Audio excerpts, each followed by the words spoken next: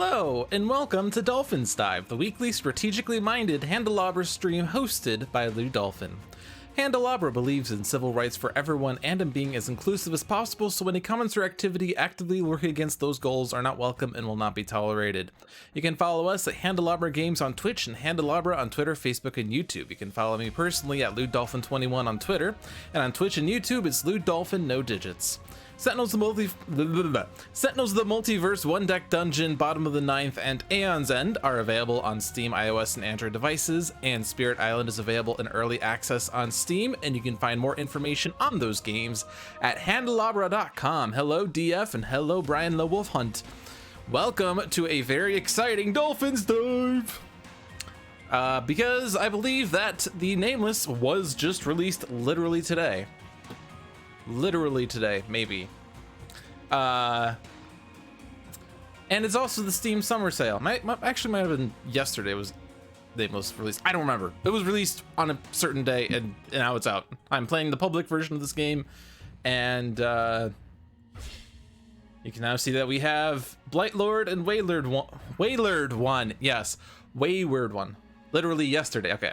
That's what I was thinking about. It's the Steam Summer Sale is the one that was today. I tried to get my facts straight here and I did not succeed. I'm very sorry. But speaking of the Steam Summer Sale, let's see if I can get this looking somewhat decent. The answer is not really.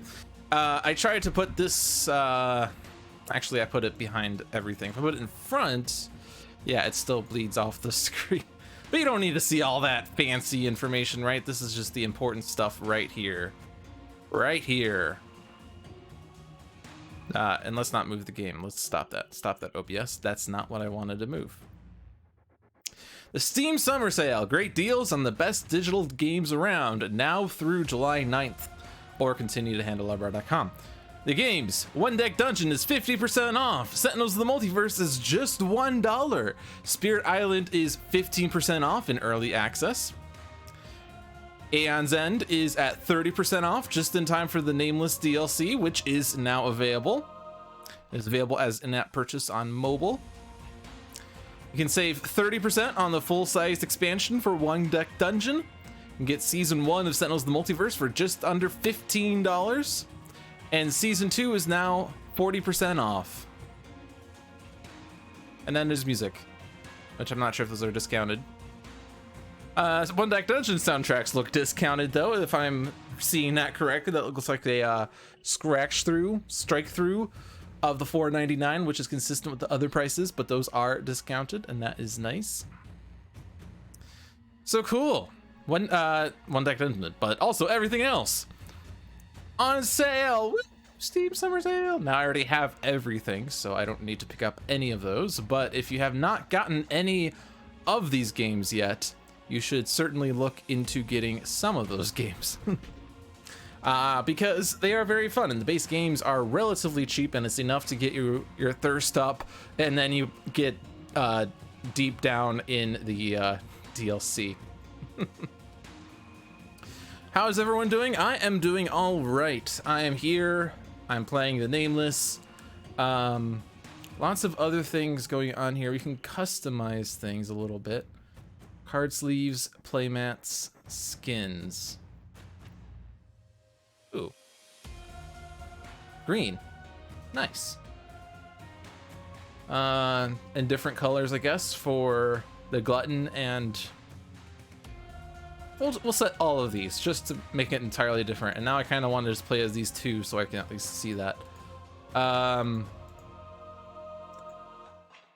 Let's go with nighttime theme there.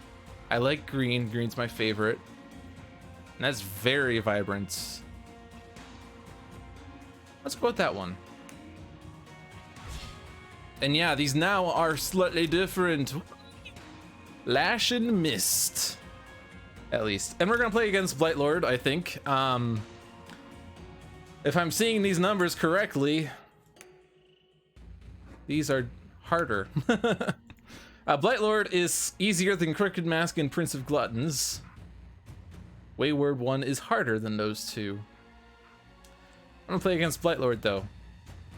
because I don't really consider myself an Aeon's End expert by any means. Do we want to do a 3-player match to shake things up? Because I was looking at some of these new spells, and there's a spell called Radiance that says deal 5 damage, which is already ridiculous. Each ally draws a card, which gets very powerful when you have more allies, so I might mix it up and do a 3-player game for once. Oh, we also need to play with Malastar. All right, there we go. There's our 3 players. Lash, Malastar, and Mist. And I'm not going to profess that I have played with these guys very much, but Malastar, Breach Mage, Mentor, Gift of Aether, activate during your main phase, gain a spell from any supply pile, you may prep it to any player's open breach. So I did play with this once on Handelabra Live. It's 6 charges, which is normally 12 ether, so you're spending 12 ether to gain a spell, which is very expensive, but it goes directly to an open breach, any open breach, so you can prep it and have it ready for the next turn if we know whose next turn is next. So yeah, I want to play with that spell because that's new. We also have some of these special spells. This spell must be prepped to 2 adjacent breaches. This fully occupies both breaches. While prepped, draw an additional card during your draw phase.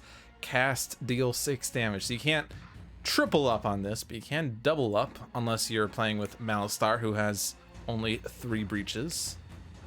But the other 2 mages do have more. I'm not sure if we're gonna select that one just yet. Consuming Void. Destroy up to 2 cards in hand. Deal 3 damage for each card destroyed this way. Ooh. Card destruction. Very powerful.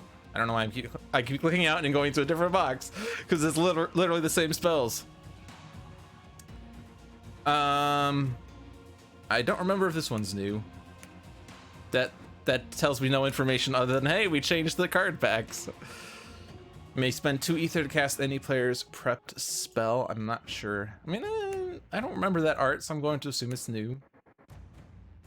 Deal 5 damage. If you do deal 5 damage, you may lose 1 charge. If you do, reveal the top 2 cards of the Nemesis deck. Return them in any order. I like that one. Sure, we'll take that one as well. And I guess that overrode that one. Let's see, what are some other exciting ones? I don't remember if this one is new. Wildfire Whip is not new. Okay, well. Shows how much I've played this game. Make sure you have some cheaper spells. All right, we'll go down and we'll see. Blaze, that's a cheap one, right? And I have played with this one, and I know it's new. When you gain this, you may place it on top of any player's discard pile. Cast, deal 2 damage. Deal 1 additional damage for each other time you have cast Blaze this turn, and for each other Blaze you currently have prepped. Wow. So we can't really utilize multiple casts with the charge abilities, but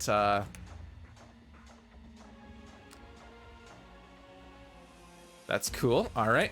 Relics. What new and exciting relics do we have? Temporal Helix. Cast any player's prepped spell without discarding it. Ooh. Yes, I'm kind of going super expensive here. Let's relax a little bit. I think durability's not new. You may destroy a card in hand or on top of any player's discard pile. Yeah, that one is new. I was just trying to think of when I played it, but that was in stream.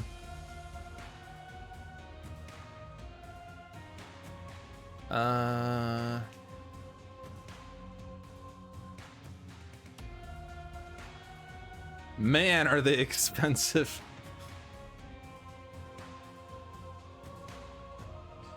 Blasting Staff and Malastar. Can you cast a spell that you prepped in a different breach? I'm gonna take that. I want charges, I think. And normally we would go with Mage's Talisman, but hey, Molten Hammer, that's a different way of getting charges. Alright, so what new gems do we have? We have the Leeching Agate. When you gain this, gain 1 charge, gain 2 ether. So normally you'd spend 2 ether to gain a charge. Here you spend 3 ether to gain a charge, but also get a jade, basically. And I don't think Clouded Sapphire is new. I don't know if any of these other ones are actually new. We'll take the Molten Agate. Oh, it went into the spell slot. That is incorrect. What was there? Wildfire Whip. All right, well, let's take something slightly different then. Let's go with Life Recovery. Why not? All right, now let's actually put a gem in the gem spot. So Leeching Agate.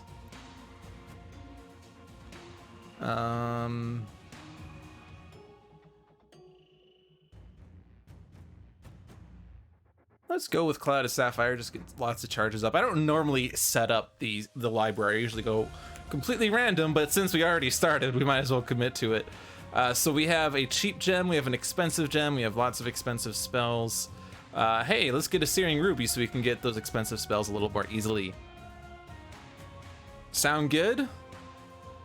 We're on normal, playing 3 mages, Blight Lord, fight. And it's nighttime. Okay, so what's going on with Blight Lord here? Let's see. Setup. Add an additional supply pile consisting of a number of tainted jades equal to the number of players plus 4, which means it should be 7 because 3 plus 4 is 7.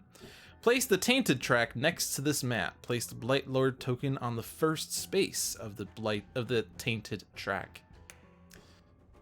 So when he unleashes, any player gains a tainted jade.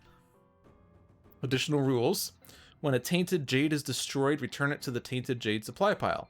When a player would gain a tainted jade and that supply pile is empty, that player suffers 1 damage instead. At the start of each Nemesis turn, before resolving any other effects, count the number of tainted jades in the tainted jade supply pile. If there is only 1, advance the tainted track once. If there are 0, advance the tainted track twice.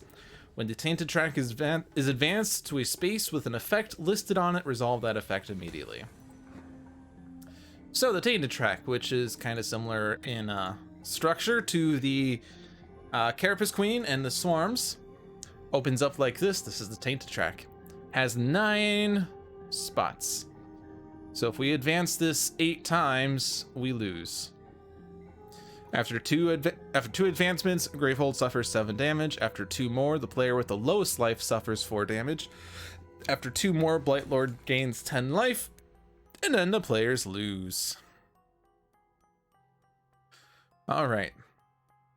Did we remember to bring card destruction? We have discards. Molten Hammer. That's our card destroy card. That can get rid of the Tainted Jades. Tainted Jades are over here, hiding behind the, I did not want to actually take that. Click or drag a card down to your discard to gain it. Hiding behind that is Tainted Jade. Tainted Jade, gem. Gain 2 ether, suffer 1 damage, or spend 2 ether to destroy this. If you destroy this card in any other way, suffer 1 damage. Okay, so if I destroy any other way, I suffer damage. Okay, fine.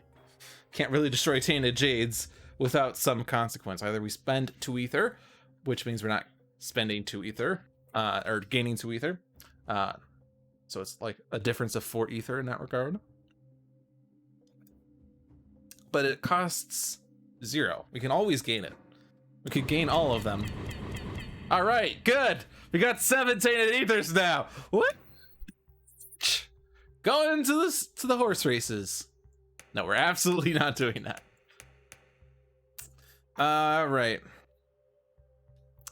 So we brought this team along. So Lash's ability was shuffle any player's turn order card into the turn order deck. That player suffers 1 damage. You may not choose the wild card turn order card. In a 3-player game, each mage has 1 player token and there's 1 wild card token. We cannot shuffle that one. Malastar we talked about, and Mist is any ally draws 4 cards. So we can get very thick hands in this game if we utilize Radiance.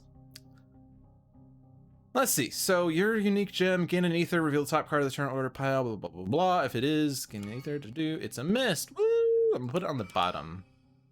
I generally like to make sure that the last turn in a round is an allied turn. Otherwise, we run the risk of getting 4 consecutive Nemesis turns. So mist is slated for last now, but at least we know that. And now we have 5 ether. So we could already get a super spell.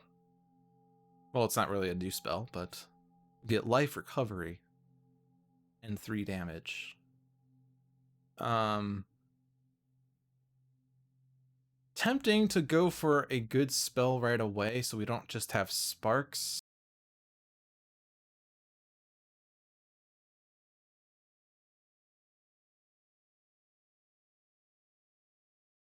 Rounds, because he only gets 1 turn unless we give him wildcard turns.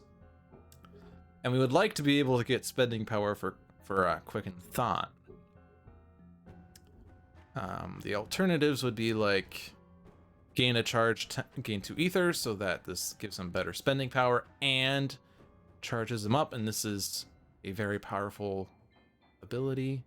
Could spend it on a Molten Hammer that can later result in a charge, but that's, you know, delayed by a number of turns. Could start blazing it up, but for that we'll need to have more things open. But I might just go ahead and take the Essence Theft, just because that will allow us to heal and we can do more damage. Yes and yes. Prep the Spark, then discards. All right. Creeping Viridian. To discard, spend 2 ether, power 3. Any player gains a Tainted Jade and stuff happens. Agony Field. To discard, destroy a card in hand that costs 2 ether or more. All right. 2 consecutive Blight Lord turns. This is a basic one. Destroy a card that costs 2 ether or more, power 2, unleash. Any player discards 3 cards and then draws 1 card. So getting rid of this is a destruction. Not getting rid of this means an unleash. But hey, now we know there aren't going to be any more Nemesis turns this round. This is a Blight Lord card. Any player gains a Tainted Jade and places it in their hand, advance the Tainted track. Ideally, we don't do that. We want to minimize the advancements.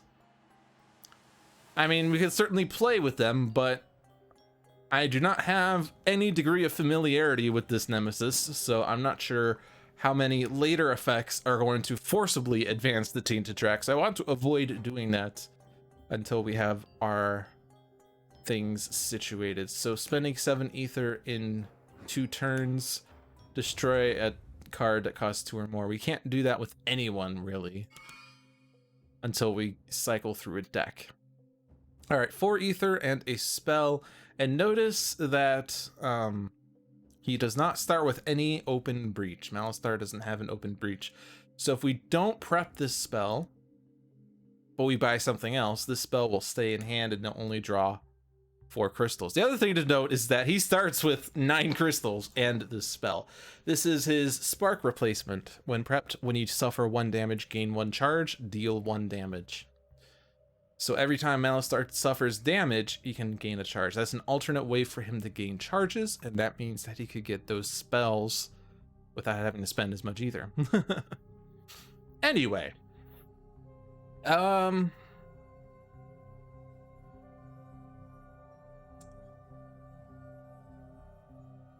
Now this is already openable. This is Breach 3, so it will give a +1 to damage when it's opened. And then we don't have to worry about focusing on later turns. But if we do that, we lose an ether. If I focus Breach 4, it doesn't give the +1. And then I would have to focus it later to prep this spell again. If I focus Breach 2, I don't get a +1 thing, and it doesn't advance towards opening the +1. But I have 2 ether to spend otherwhere, which is gonna be a charge. I think I'm just gonna go with the open route. Just because that makes me not have to spend as much ether in the future. But all right, so now it's the wildcard turn, which we knew was coming up next because Mist was last. So if Lash takes another turn Well, really, whoever takes another turn, except for Malastar. I mean, unless Mist doesn't gain a card. We're probably not going to get rid of Creeping Viridian because 7 Ether is a lot to spend in the early game without getting the gem things. Destroy a card that costs 2 Ether or more. That's also going to be annoying. But we don't really have much control over these unless we get a player to take a turn. Take a second turn in the second round before Blight Lord's second turn. So did you track that? We need a second turn before his second turn. Really, I guess it's a third turn technically for us. But Lash didn't take a 7 Ether card. Mist could, but can't also get Agony Field because that has to be in hand. This has to be spent. Mist could spend 4 Ether and get a Searing Ruby, but even a Searing Ruby and 4 crystals would not be enough to do this. So this is probably just going to happen. I don't think there's any way I can prevent that. So the other option is Agony Field. Do we want to go that and destroy a card that costs 2 Ether or more, or should we just let that unleash? I mean, I don't think I can really, like, I think trying to discard these powers are going to set me back in terms of setup. So I might just have to let these go off and instead get these players better set up. So who can make the most of their extra turn? Malastar has 5 Ether. He would play this Immolate, spend 5 Ether, and probably also gain a Molted Hammer.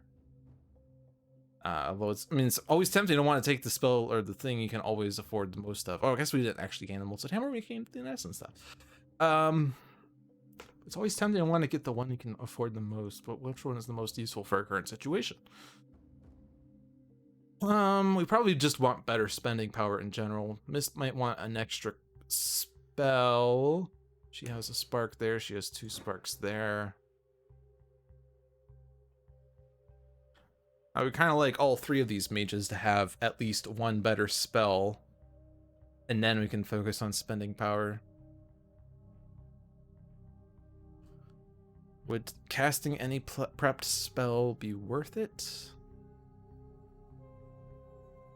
Well, Mist can afford Blaze.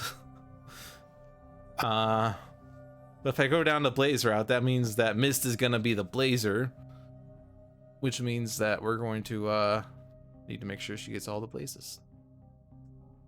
Her next turn, she'll have 3 Ether. She could get an Agate with that.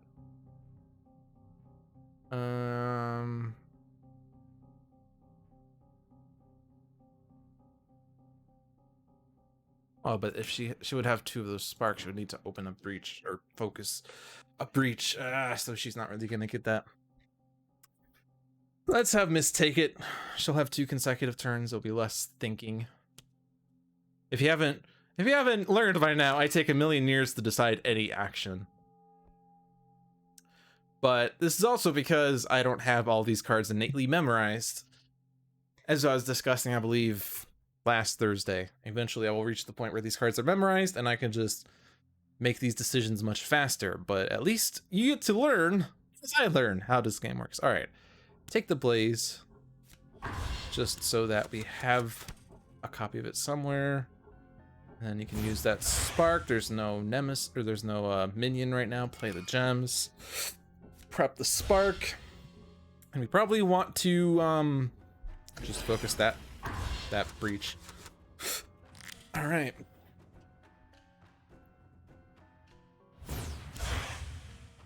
This is kind of exactly the same situation as Mist just now. 2 sparks, so you're gonna need to focus a breach. Might as well focus breach 3. All right, now it's Mist's turn, so do that. Gems. I think we can just gain the Ether. We have 4 Ether again. Tempting to get the Searing Ruby.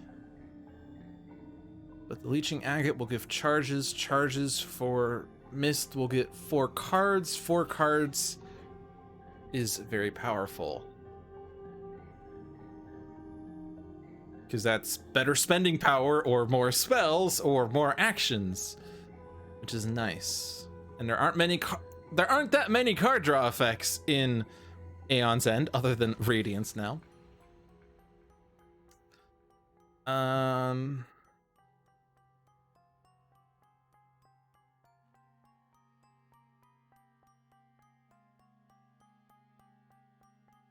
You already have Blaze right now. We want you to get more Blazes, but go with the Leeching Agate first. And then you have it. Unleash twice. Any player gains 2 charges, or Gravehold suffers 4 damage. Unleashing twice is 2 Tainted Jades.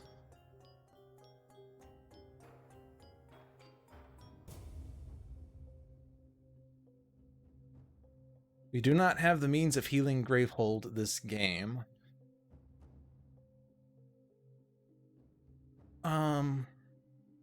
It might be fine to go ahead and take the 2 Tainted Jades. We would also get 2 charges out of that, which I would put on Lash, I would say.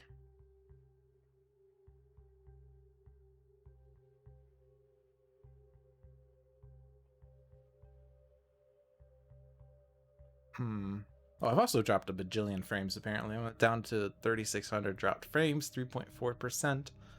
Do apologize to anyone watching on Twitch who's having issues watching the stream. Hopefully I will get for the YouTube video, we'll have the local recording that we could put up. But I do apologize. It just happens. I have unstable internet. Sometimes it's really nice and sometimes it's really bad, and I don't know why or what or how. So if you're hearing me right now, I do apologize. Now we'll go ahead and take the 2 Tainted Jades.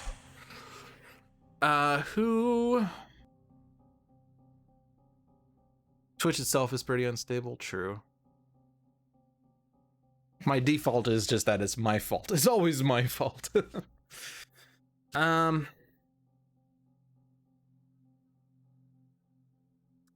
Mist has gotten the agate, so she could destroy it a little more easily.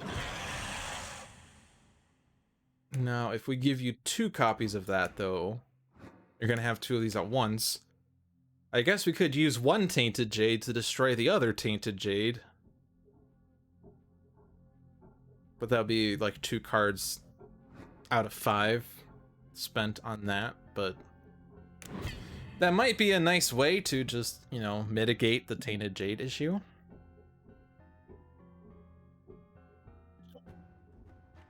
The Lash. Now, if we get a bunch of essence thefts, we could actually utilize the Tainted Jades to an extent. Not terribly so, though, because we can't have 1, or else the Tainted track advances. Alright, 2 damage. Go ahead, do that. You have 5 ether. I could spend 3 ether on a Leeching Agate and charge. You can spend 5 ether on a Molten Hammer.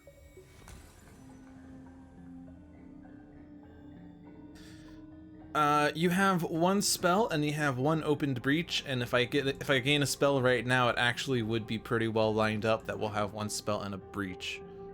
So maybe I'll go ahead and give you an Essence Theft. Wild turn, and the next turn will be a Nemesis turn. So these are going to go off.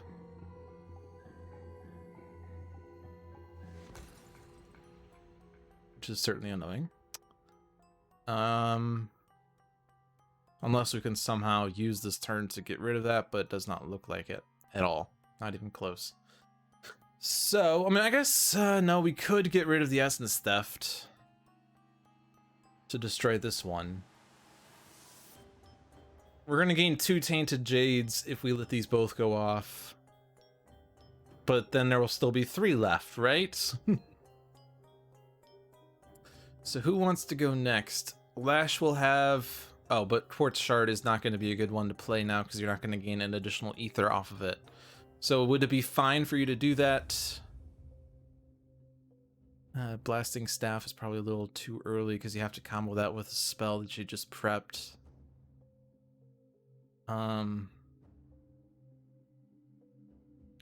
Blaze is saved for Mist. Searing Ruby would give you more spells. And you currently have 3 spells. If Mist takes a turn, you're going to be doing the focus thing again.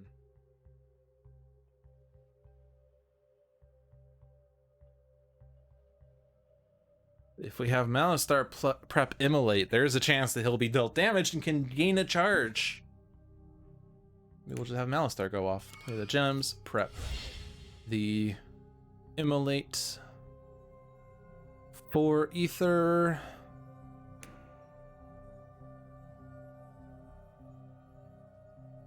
You're gonna gain the Essence Theft and 4 ether after that. I think I'm gonna give you another Leeching Agate. Did we get you one already? No. I'll give you 1. Alright, and then we could do this thing again. We don't really want to double up on Mist, though. Mist already has 2, and we already have a plan for that one, so let's just give it to Malastar.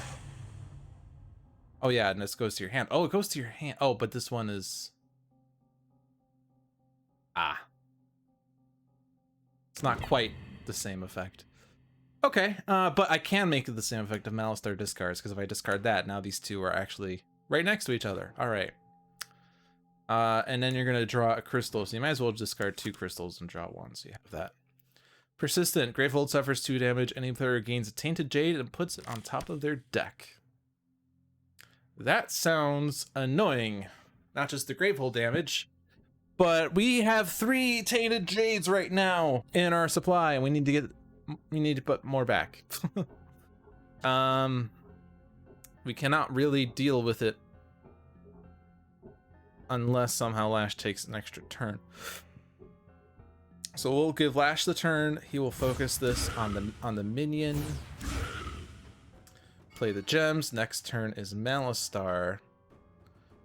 Malastar will deal 2 damage, which is not enough to take out the minion. But if he does the 2 damage and Mist does the 2 damage,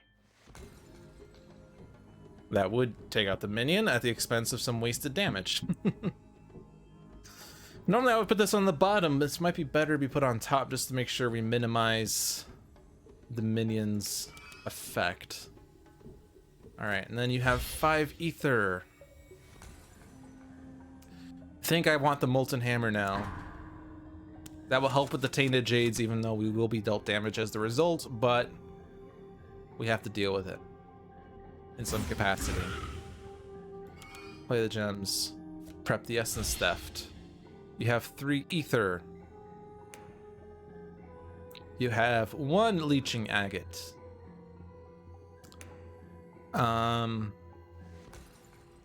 This is after you gain it. It's only a chart, or sorry, it's only a jade. I was trying to remember what card it was. It's literally this card, except not tainted.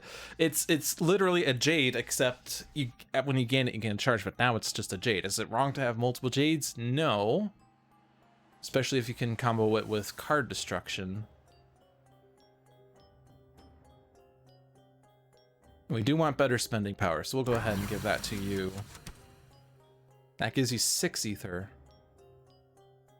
All right, and then here we can Essence Theft, which if I had known that Lash's turn was coming up, I would have not have done the damage there, but I do want to get rid of that.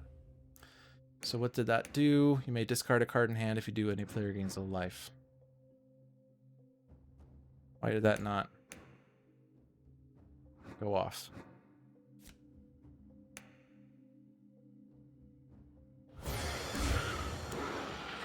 It didn't go off. It's not letting me discard a card to save my friends. Oh, because we're at full health. That's why. The game's smart, yo. All right. We probably should have taken some damage at some point, but oh well. This is literally the same turn. To discard 3 cards in hand. Power 2, unleash, any player suffers 4 damage. And then unleash, Gravehold suffers 3 damage. 1 is a power, 1 is an attack. Let me uselessly discard a card. Dang. I mean, hey. There can be a reason to do that. I'm looking at you. Corrupted one. Or whatever it was called. Lash wants a Tainted Jade just because we have too many players with Tainted Jades. Alright. Thankfully, we can deal with this. Discard 3 cards in hand. Otherwise, unleash and a player suffers 4 damage. Well, we especially don't want that unleash now.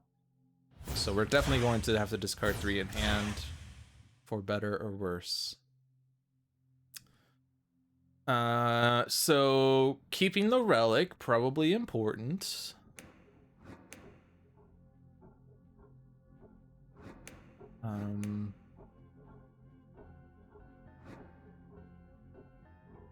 You may destroy a card in hand or on top of any player's discard pile. So I could destroy any of these cards that I want from my hand. I could do it by discarding for this. Which I'm going to start with, because I don't think I'm destroying sparks. I don't know, maybe I want to destroy a spark, actually. That'll open up, give me more ability to get better spells, right? So yeah, actually let's go ahead and do that then. Let's play that and destroy that spark. The question is, do I prep this spark or do I look at the next card in the turn order to maybe get an extra ether so I could charge? I guess 1 damage is not going to make or break the game, but being able to shuffle it would be important.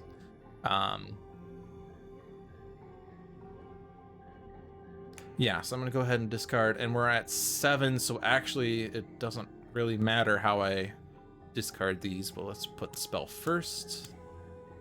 Then that, it's Blight Lord! I'm gonna do it next, just because that'll give me an idea of what I need to do with the other mages. Alright, so now this is 10, so yeah, it doesn't matter the order I discard these as well. The players collectively gain 2 Tainted Jades and place them into their hands. This is a bad time to have a second Nemesis turn if this is coming up. We don't want to give this to Lash because he already took his turn. These are going to hand. So we would be able to destroy it if we spend enough ether. Which Malastar has enough ether, but the hope was to be able to do something with that.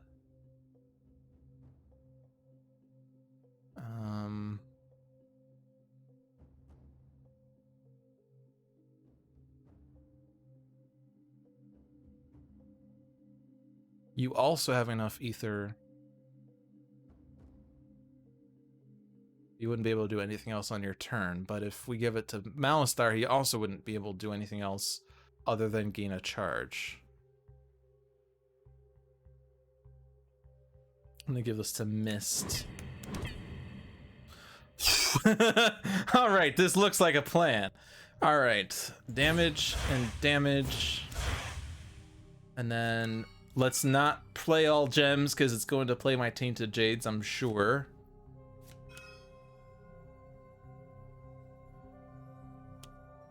Spend 2 ether to destroy this. Spend 2 ether to destroy this. All right, we have avoided the advance twice and also advance once. We have successfully avoided that, which it's going to inevitably happen eventually, but we'll at least not have it happen by our own hands. Right, the other gem is a 1 ether. I could instead cast any prepped spell.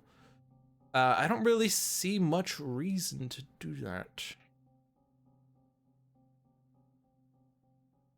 We can have an ally gain a life, but we've still not taken any damage this game.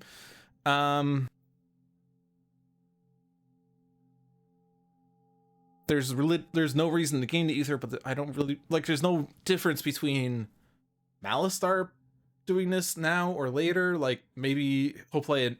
Like if I cast this now and then Blight Lord goes next and plays a minion, and then Malastar goes, now I can't use Essence Theft to hit the minion, which is upsetting. So I don't really want to do that. Even though this does nothing, I'm gonna gain the ether. I could also hold on to that card if that made sense. It doesn't really. All right, 9 cards. So Crystal, Spark, and we'll take Leeching Agate then. You always get this bad feeling when you get several rounds in and no one is hurt yet. Well, we're at least doing well on our HP resource. And actually none of this actually mattered. Because of that. Alright, so Clouded Sapphire or Scrying Bolt. Being able to reveal the top 2 cards of the Nemesis deck is very powerful. But we could also get that card with this charge, which Clouded Sapphire doesn't actually grant the charge, but you could spend the ether towards getting that charge. So I'm going to take Clouded Sapphire, and now you have a 3 ether card, which is really nice. Wild card, and then a Nemesis turn. If Lash goes and charges, we could shuffle a thing in, and then someone will have been dealt damage because this rule. You have an Essence Theft, you have no spells, you have 4 ether, charge, shuffle, and that player suffers damage.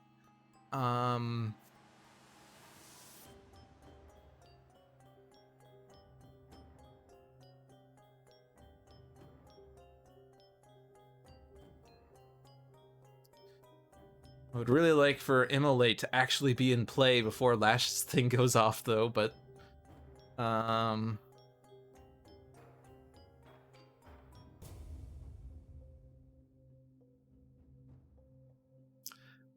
if either Malastar or Mist goes off, we can get rid of a Tainted Jade just in case we end up gaining Tainted Jades on that turn again. Let's have Malastar go off. Because actually, if you play this after having prepped the spell, you gain a charge off of that. So that seems useful. Prep, Immolate, and then Tainted Jade. Suffered a damage, gained a charge. Awesome. Now I can destroy this one. And then 2 ether can't be spent on anything. Oh, I guess I could focus. That's the other consideration, but we still don't have more than 2 spells. A charge. Yeah, it doesn't matter the order. Unleash. Any player suffers 3 damage and draws a card. Okay. So, ooh. Clouded Sapphire right there. 3, 5, 6, 7, 8. We would be able to get Radiance. Ooh.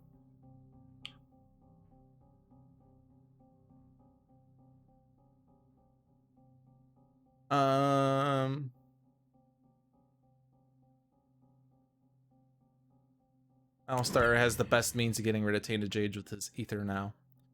And if he suffers damage, he gains a charge. Alright, excellent. Gems. That. 4 ether.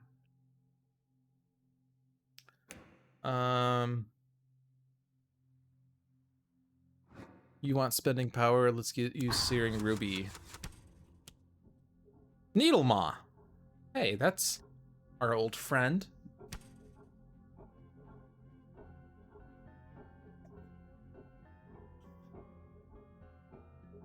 Very tempting to go for Malastar right now, because he would be able to get that Radiance And every extra Malastar turn then would therefore get extra Radiance usages, which results in better abilities for Mist and Lash on their turns. Lash would get rid of a Tainted Jade, and he's already taken his turn, so if we want to get rid of that Tainted Jade in case extra things happen, that would be useful. Mist also can't, but she could also do it on her turn. So go ahead and... Ooh, we could also discard a card in hand. And that's actually great, because I can't prep both my sparks. So I'll discard a spark to heal Malastar. Yay! Alright. Tainted Jades are finally returning home. The player with the lowest life suffers 2 damage, or any player discards a prep spell that costs 3 ether or more. So now we have some terrible minions happening. These are tier 2s. So we have to be careful. But we can heal ourselves a little more easily than we can heal Gravehold. In that we can't actually heal Gravehold. Gems, charge Lash, 8 ether, so Radiance, prep spell, 11, so this. All right.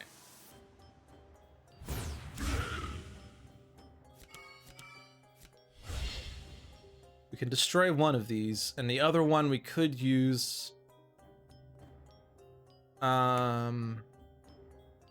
You don't normally want to hold on to cards in hand, but if I spend 2 ether to destroy that, this would only be used to gain a charge or to focus this breach.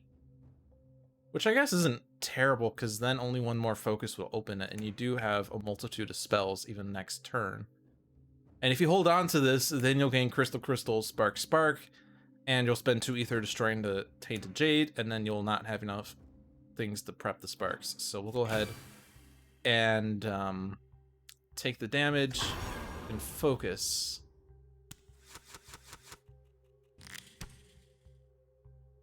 Lash's turn.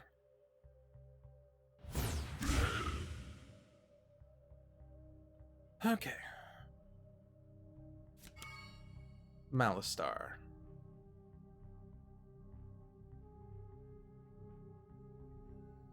He has 6 ether.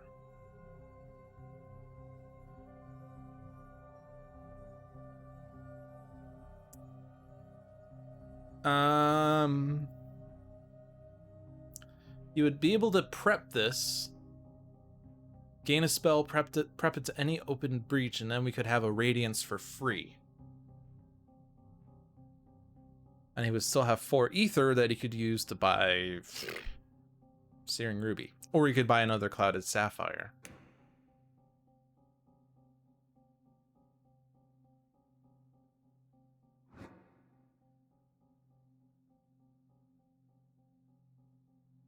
Or he could buy a Blasting Staff and then be able to use things with his spell or his ability. So what does that put Lash? That's gonna be 2 there, 3, 4, 6 plus 1 for a spell that doesn't really do too much. But that would be 6. I kind of want to save the Clouded Sapphires for Malastar and Mist, so that they can charge Lash's ability more often. So that we can keep getting more of our turns and less of this guy's turns.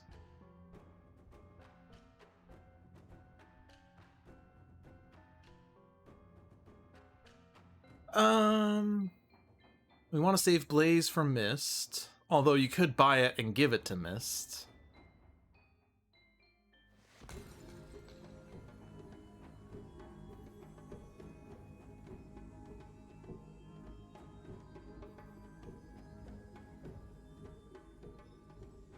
I could charge you right now and you could shuffle your own turn in.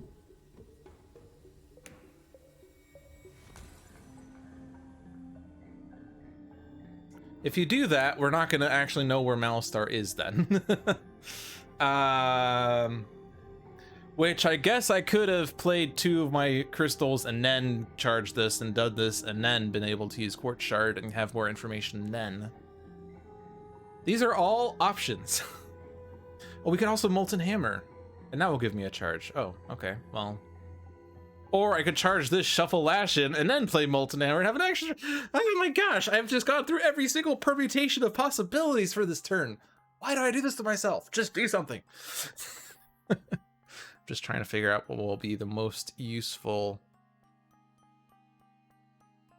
Well, no one has taken a Scrying Bolt, so we should take a Scrying Bolt then.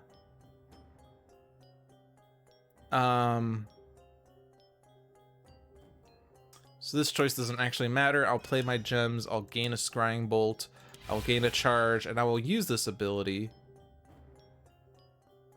Oh, right, this goes off first. Destroy a card in hand or on the top of any player's discard pile.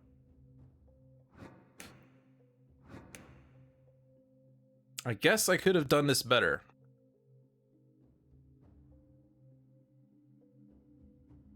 I'd rather get rid of that spark. So actually, before I gain that card, let me play this and destroy this spark, and then I can gain that.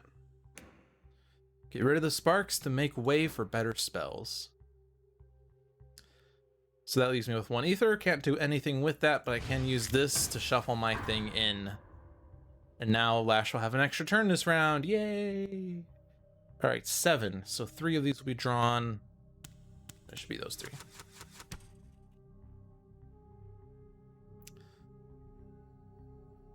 And this is a +1, so that takes care of Needlemaw. You have 6 ether. Do we need that 6 ether? Well, you can get the Clouded Sapphire with this, which charges up Lash, so you would rather not discard for that.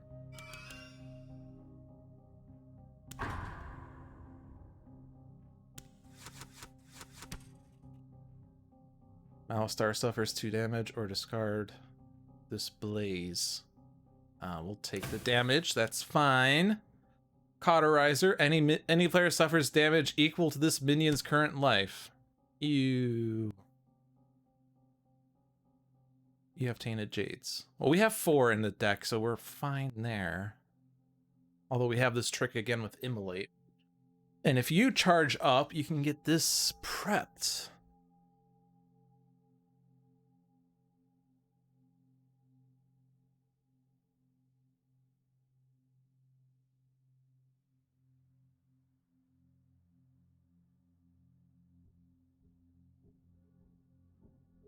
Let's have Malastar take it. Prep that, take that damage, destroy this, play your gems.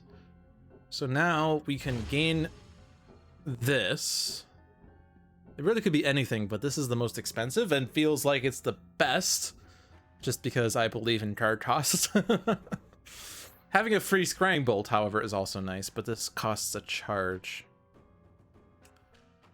But we know there's a Lash turn and there's a Mist turn somewhere, and this is an open breach, so we'll put that on Lash. Great. 2 ether. You still don't have more than 2 spells. So we'll just focus with you. And it's already Lash's turn! Oh my gosh! Extra cards!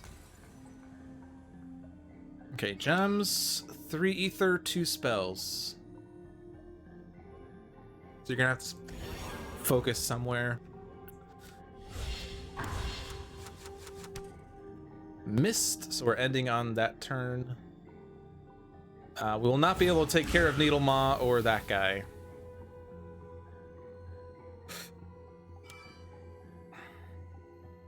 I take that back. Well, no, we can't really deal with it, but what I can do is I can prep that spell and use it. I can also use one of these, actually. Actually, I don't know why I rewinded. I can take care of Needlemaw. There we go.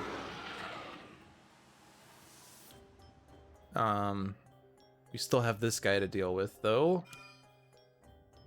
You have to prep that spark. I'm gonna open that gate. It's a little loss of an ether, but it's now she has permanently 2 opened breaches. All right, 7, 8, 9, 10. Let's give the damage. Do we have a Healy effect? Yes, let's give it to Mist, although this could go anywhere. Oh no, Pulverizing Ray. Well, we do have a lot of ether right now. Oh, actually, we could discard Tainted Jades, although we would really want to get rid of those. We do have 5 minute supply though, so that's fine. We do, like, we can't get rid of Pulverizing Ray. It is terrible. Could we deal with Cauterizer? Oh, we do have 2 sparks here, I guess. You don't really want to spend or do more than 1 damage to this guy since its damage is always reduced to 1. So it'd be less of a waste using a spark with a +1 than an essence theft. But do you have actions that would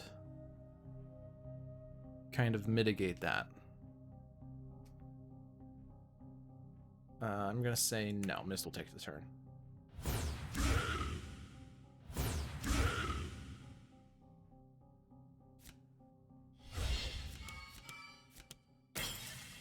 And then you have 1 extra ether. Okay, and then damage. Malastar doesn't have his thing anymore. And now we have to get rid of gems. Alright, so crystals are probably better unless they're funding something important. 3 ethers, at least good enough to get an agate, so we could discard those 2 crystals in Mist's hand.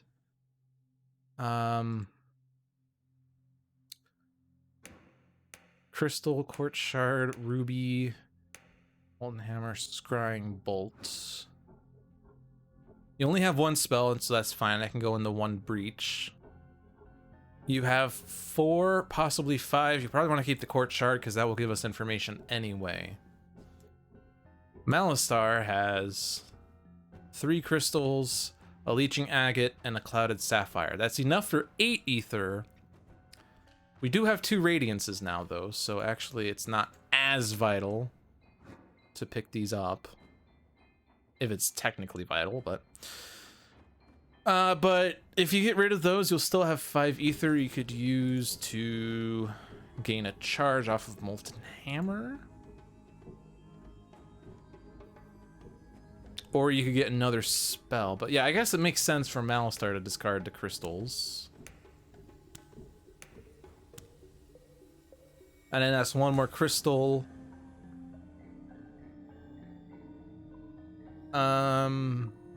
That should be fine. Unleash twice, any player suffers 2 damage. Okay, so that we got a healthy Tainted Jade supply pile right now, so that's good news. We can go ahead and just give both of these to Mist. Not sure if that's the best place to put them, but it just feels right. I don't know. Any player suffers 2 damage. Lash is highest. Another turn. Advance the Tainted Track twice unless we spend 8 ether. Well, you know who just had 8 ether and we got rid of it? Yeah, this is... I mean, we haven't really progressed it much, but we also kind of haven't dealt much damage to Blightlord in a while. So let's first get rid of you. Then Essence Theft to you. Can we discard something? No. Sorry, guys. I like these cards. Next is a Mist turn. Well, we know that Blightlord's not coming up. It's Mist and then Malastar. Does the order matter? We could have Mist play Radiance with Garnet Shard, but... I don't really think it matters that much, TBH. I'm just put you back on top. Gems. Spell. We could open that, and then this would have a +1, but 5 versus 6 isn't really that big of a difference. Gain a charge.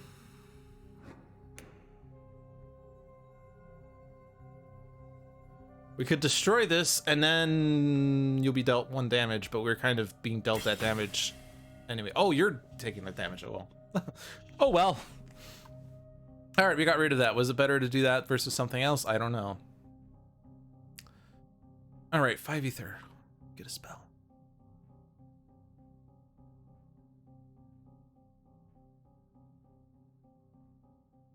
It's not top of any player's discard pile, and you're gonna have that right there. It's not going to be adjacent though. So I'm just gonna take another essence theft. So this order doesn't matter then.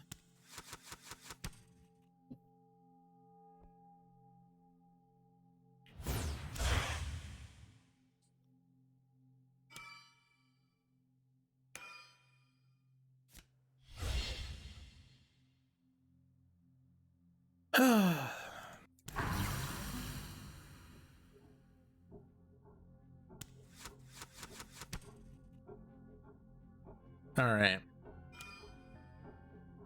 Lash. Radiance.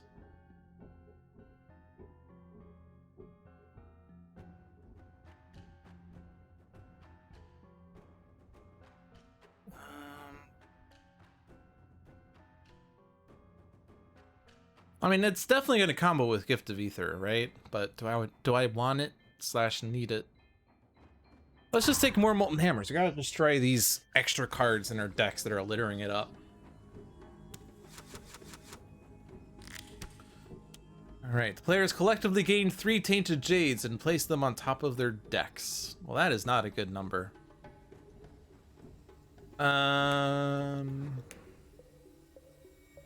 You're gonna have 3 Tainted Jades. That seems bad. You're gonna have 3 Tainted Jades.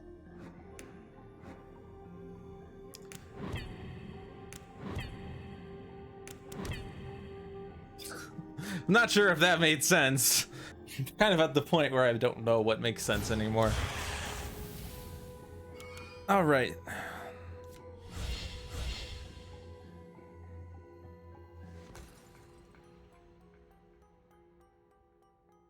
Like I'm buying a lot of cards, I feel like, but at the same time in a 3-player game, we're not getting as many turns as we normally do against the Nemesis. Individually, I mean. Because instead of 2 turns per mage, it's 1 turn plus maybe another turn.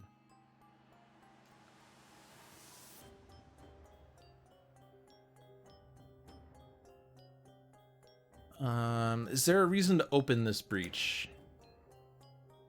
You don't have enough spells.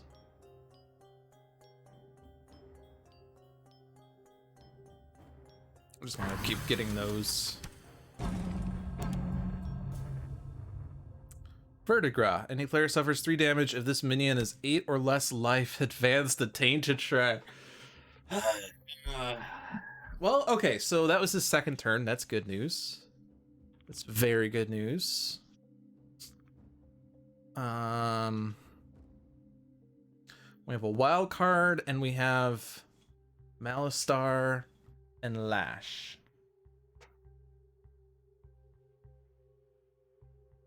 We should be able to take that guy down. We don't even need anything extra. That's 5, that's 5, plus 1.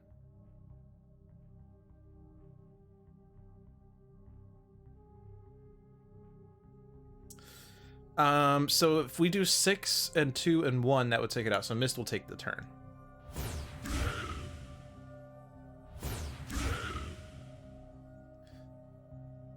Okay, so what can we do with these Jades?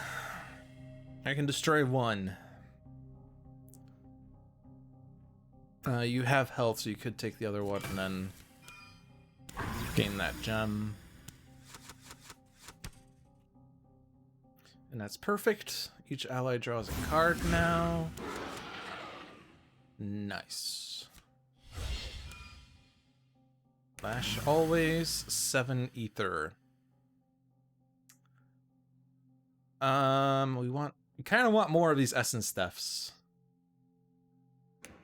And Malastar has only ever had like 1 spell at a time. I guess he just used Radiance.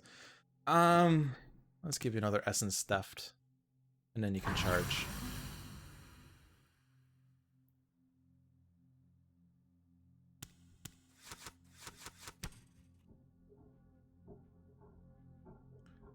And now we can reveal the top 2 cards of the Nemesis deck. Woo! This is information that we... Oh, but we have to lose a charge. That's fine.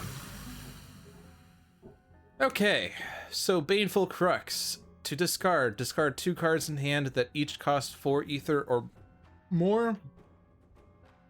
Power 2, unleash twice, Gravehold suffers 3 damage. So that's not going to go off in the next round. Unleash twice, Gravehold suffers 4 damage. That's an attack. It is going to go off. And that's going to give us 2 Tainted Jades. But if he does that first, and then he goes to his next turn and would play Baneful Crux, would actually advance the Tainted track. So actually, we're going to leave them in the same order they were in, because otherwise, bad things happen. Okay, you can get rid of the Tainted Jade. Drop that. Charge to make up for the charge that we lost. Alright, so this gives card draw to our allies. That would give you a spell. That's good. That would give you a crystal. That's... okay. We'll give Lash the turn because... making sure that we have spells to fit in our opened breaches seems wise. That was not the right order. Do not hit the play all gems button in this game because you might want to destroy your Tainted Jade. That said, if I don't destroy it, then I can't focus a breach. I mean, if I do destroy it, I'll have spent my 2 crystals and then I can't open a breach. Or focus a breach and I can't play both of my spells. So it's probably better for me to go ahead and bite the bullet there in that regard.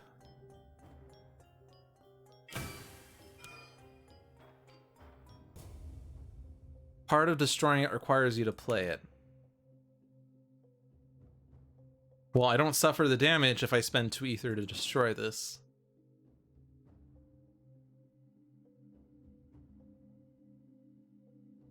Let's focus this breach, since we're not going to have any leftover ether anyway, other than maybe focusing this and charging, but...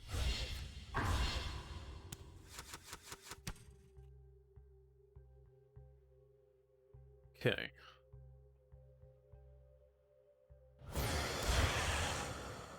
If we destroy that Tainted Jade, that's going to leave you with 2 ether, which is enough to charge. If we discard a crystal...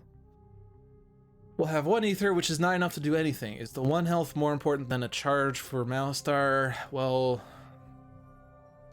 charges for Malastar are kind of like saying, I don't want to spend ether on spells. I would rather spend it there, which is funny. So I'm going to go ahead and discard that.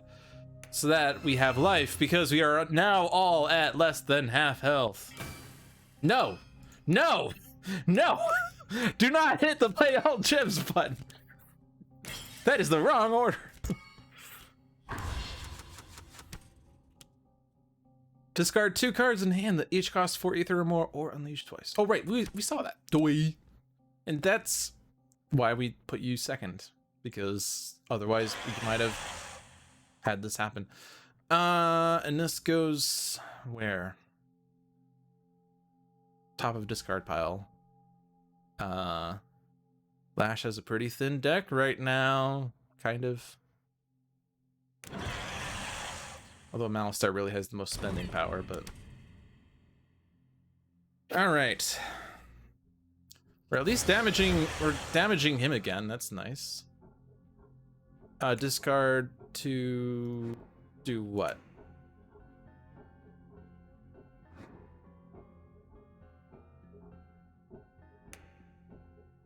It looked like it was in the trash, but it wasn't, actually. Any player gains a life. Yeah, so can we do that? You have 2 spells. You'll want to open a breach. You could do that with a series. Not open, but focus. Although looking at... oh, you would get a guaranteed ether off of that, though. Nah, we'll go ahead and skip that again, TBH.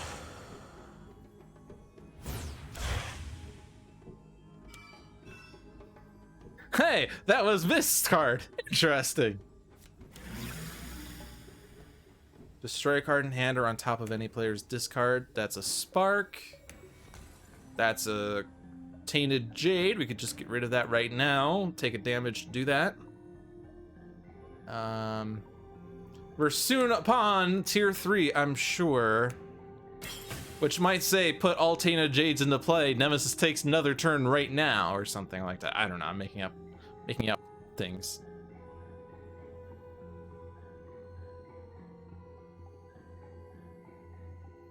We're gonna open that. Prep that up there. It doesn't really matter, TBH. And then this order doesn't really matter, TBH.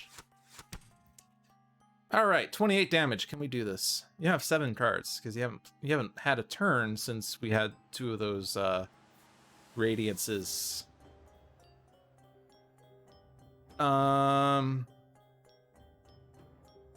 We could use Scrying Bolt right now.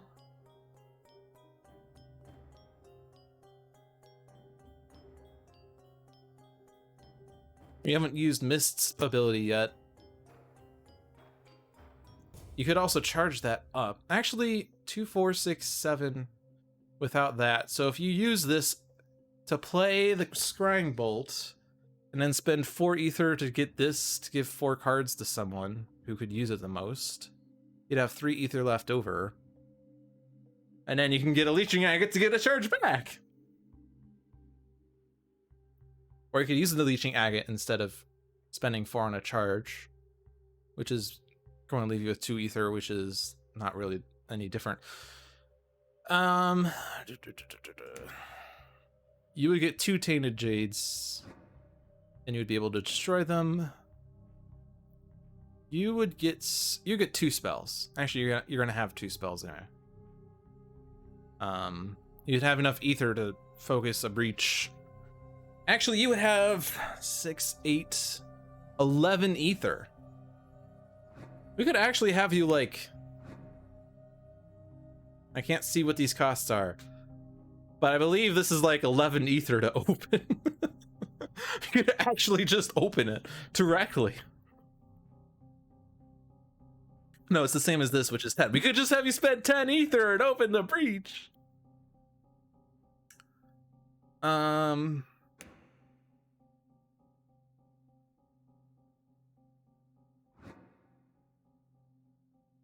Yeah, giving it to Lash, he would be able to charge and get rid of all of his Tainted Jades. That seems to be reasonable.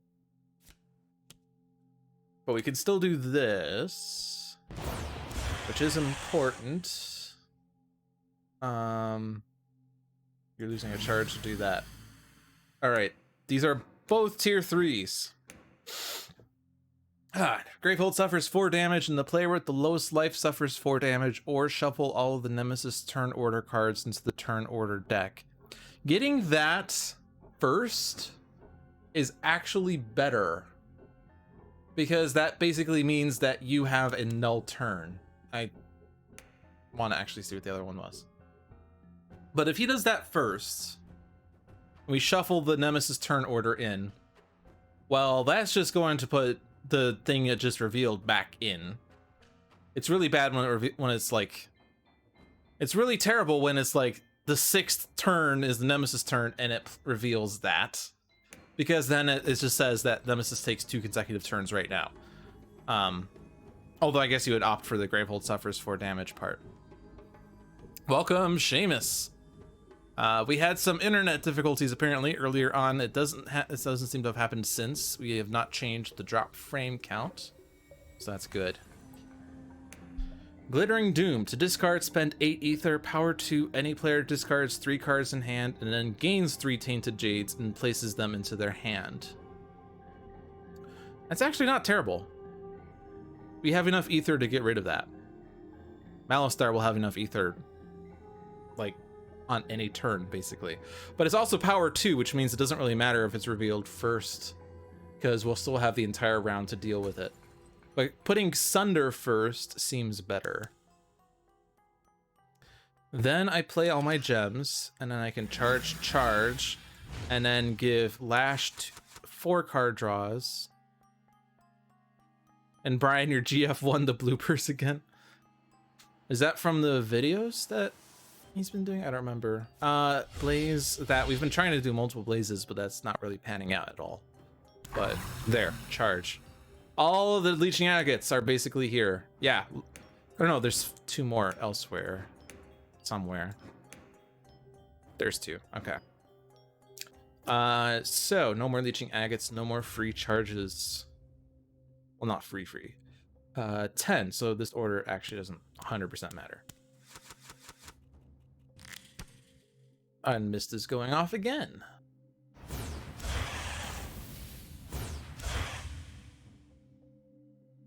Oh, we still have the Baneful Crux, and I've kind of been forgetting about that. Discard 2 cards in hand that each cost 4 ether or more. Well, Mist can't do anything with that anyway right now. Unleash twice, Gravehold suffers 3 damage. That's not really terrible right now.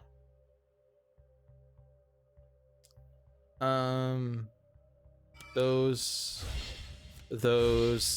I think we're just at the point where we're gonna charge through and try to win. Because we do have a lot of big damage cards here. That's not really big damage, but... what can we destroy in our discards? You can destroy that. That's not really that useful.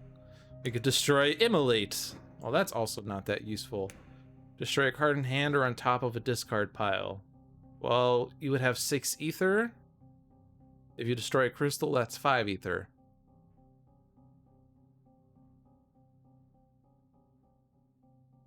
You'll be able to charge 1 fewer time. But getting that charged up seems a bit better. So I don't have to destroy, so I'm not going to do that. Like, we're kind of at the point where, like, destroying a card isn't going to make a difference, because the only time we'll see a card return is if we have 4... Well, 3, maybe. 3 turns, basically, on one of these mages. Which is possible, but... Especially because Lash can into charge. We can use that. Use during any player's main phase, so we can use that right now. Shuffle Mists in. Because Mist is the one that has more spell action-y things. But not immediately, though, but... actually... It's not even Mist. Where are all the... You don't really have that many, but I guess you kind of do.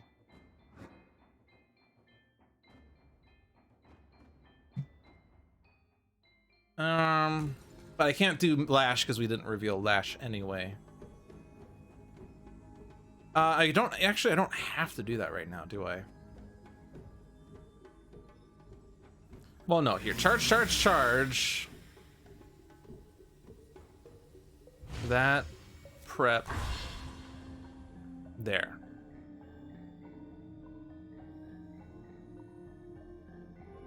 Yeah, I'm happy with that. Oh, no. We'll just give it to Malastar.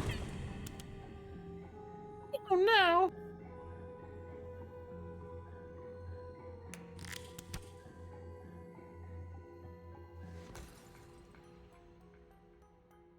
Give it to Lash. Come on, Lash. Do it up. Do it up. Do I have a card to discard?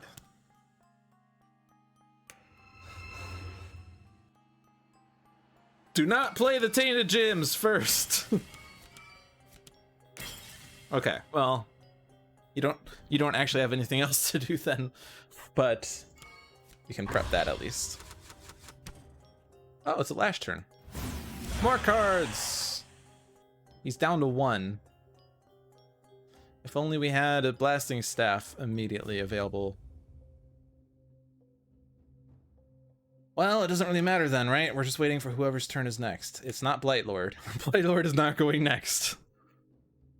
Actually, Mist is going next, then Mist will win the game.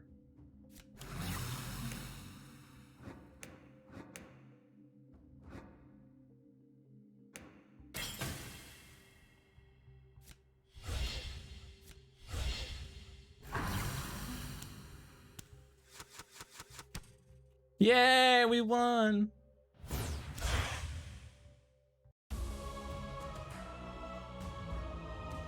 That wasn't that bad. Malastar is at 28 to 95 already. Oh man.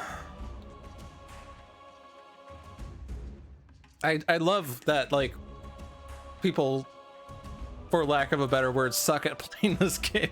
Sorry, that's kind of rude. That's kind of rude. But the loss rate is always higher than the win rate. I don't know why. I mean, that said, where am I going? Statistics. That said, it's not like my win rates are better. Adelheim is 2 to 4, and Adelheim is supposed to be the one you're never supposed to lose with. Drexa is 2 to 5, so that's embarrassing. Yeah, it's not an easy game. I don't mean to like make light of people's successes, but it's definitely not like a game that you sit down and immediately win. You actually have to think, which, in my experience, people don't like to think. So, Blight Lord is 22 to 149. Wayward One is 9 to 28. And actually, as I'm looking at these statistics are slightly lying, because when I started up the stream, right before I started it, I wanted to make sure that, like, I did have the DLC all set up and whatnot.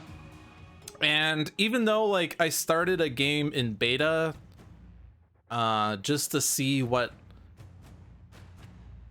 I think I set it up with Malastar and Blight Lord. But I didn't finish the game. I just started it, and then I started up this game today, and it said, this game is still active. Do you want to continue it? So I said, no, let's quit it. It counts as a loss. So I have a 1-to-1 record against Blight Lord, even though I've only ever played him once. But hey, that's my own damn fault. And that means that these losses are also situations where someone started a game and then exited out of it or never finished it or something. So I guess that makes sense. All right, so that wraps up the Aeon's End part of the stream. We'll go ahead and shift over to the one deck dungeon part of the stream. So stay tuned. Because I have to go through and update titles and stuff. So one deck dungeon. And then I need to update it on Steam. While I'm doing that, I'll go ahead and get that started.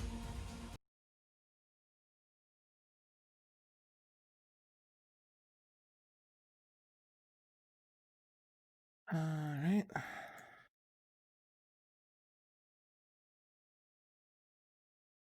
It's not showing up on stream, is it? No, it's not.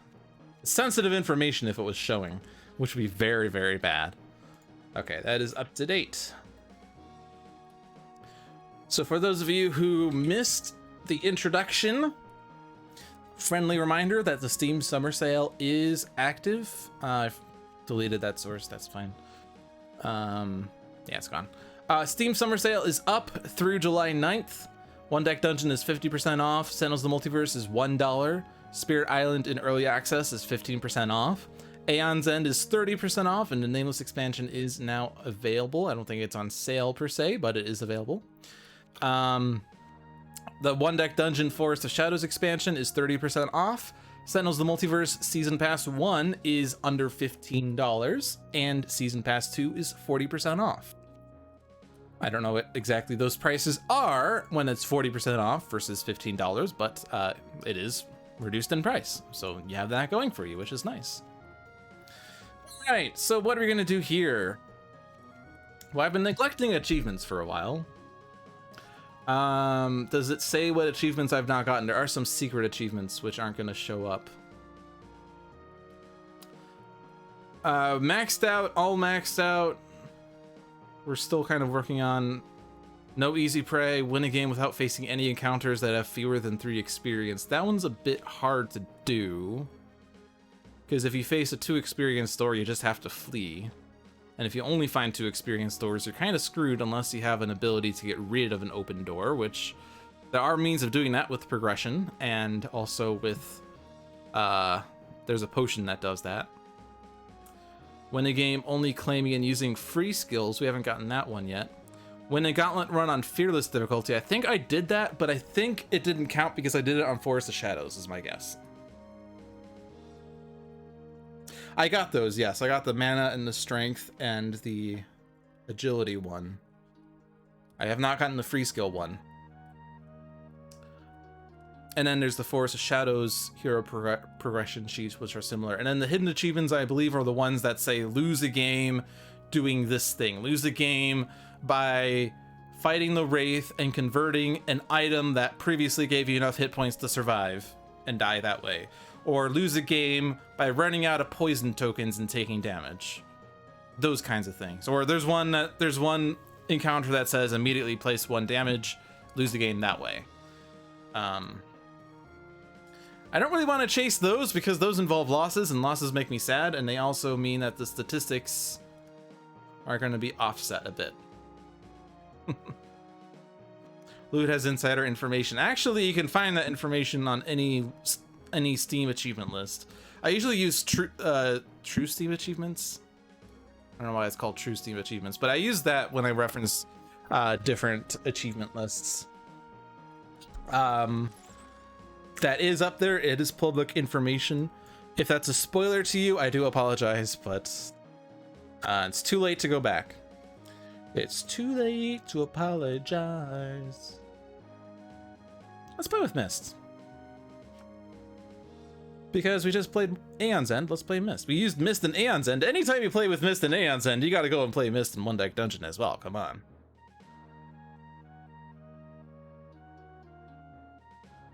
Now, Mist is actually set up an aggression. Yeah. Oh yeah, that achievement. Oh man. That was a hard one. Because you can't get it. Like, you can't really just set up for it. You kind of have to be in a situation where it pops at you. And then you also have to be able to get it afterwards. So I'm not gonna grind for that one either. So I gotta do a Fearless Gauntlet run at some point. Maybe I'll do it in July. Yeah, it's probably a good time to just do a Fearless Gauntlet stream. Sure, why not? We'll do that in July somewhere. Do we want to combo Mist with someone else or play Mist solo? I haven't played too many solo games on here. Because part of the thing of filling out progression sheets is that you get the same number of check marks whether you play with 1 hero or 2 heroes. So if you play with 2 heroes, you actually fill out the progression sheets twice as fast. And after all my time playing these heroes on stream, we have not actually really filled anyone out. Like, On Deck, Mondays at 7 p.m. Eastern, has successfully filled out Druid's achievement sheet, I believe, or at least has gotten very close to that. Because On Deck tends to play with Druid, because Pirate loves Druid. Go solo, have Mist through a victory lap in the dungeon. Alright, solo Mist it is. What dungeon should we face? Is there one that would be close to Blighted Lord, I guess? Realm of Venom, I guess, because it's kind of Blight. Is there any that's kind of closer to a Blighted Lord? Vile Roots?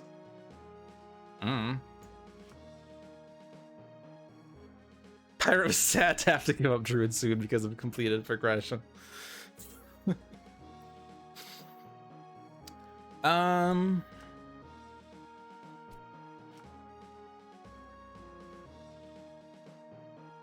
Let's play Vile Roots. I don't think I've done Vile Roots in a while. I used to have like a statistics spreadsheet forever ago of all of my Sentinels games so that I knew which heroes I played with the least and which villains I played against the least and all that sort of stuff. I have not kept up with it in like 2 years.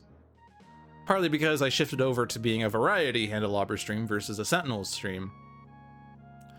But it'd be kind of interesting to see my streamed statistics on One Deck Dungeon. I've obviously played every single, I mean, I shouldn't say obviously, I'm pretty sure I've played against every single dungeon and every single mage, or not mage, hero on stream, but maybe, I've actually played with Rogue in a while, actually, now I think about it.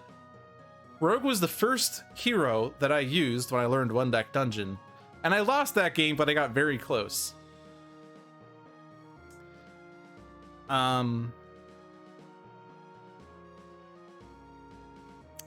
We're gonna do solo mage today, but that's just something to think about.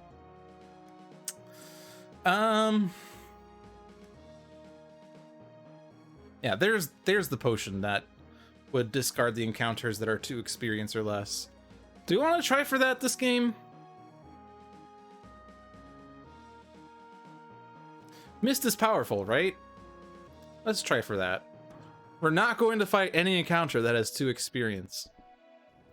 We have to flee from it, or use rewind, although we don't have potions for it. And if we end up with only 2 experience stores, then obviously we've lost, but that is 3 experience. We can fight it, and it's a mana spell, which Mist loves. In addition, it's probably the best mana spell for Mist. Other than Prep, which is really, really good. We can just do this, right? Just do it.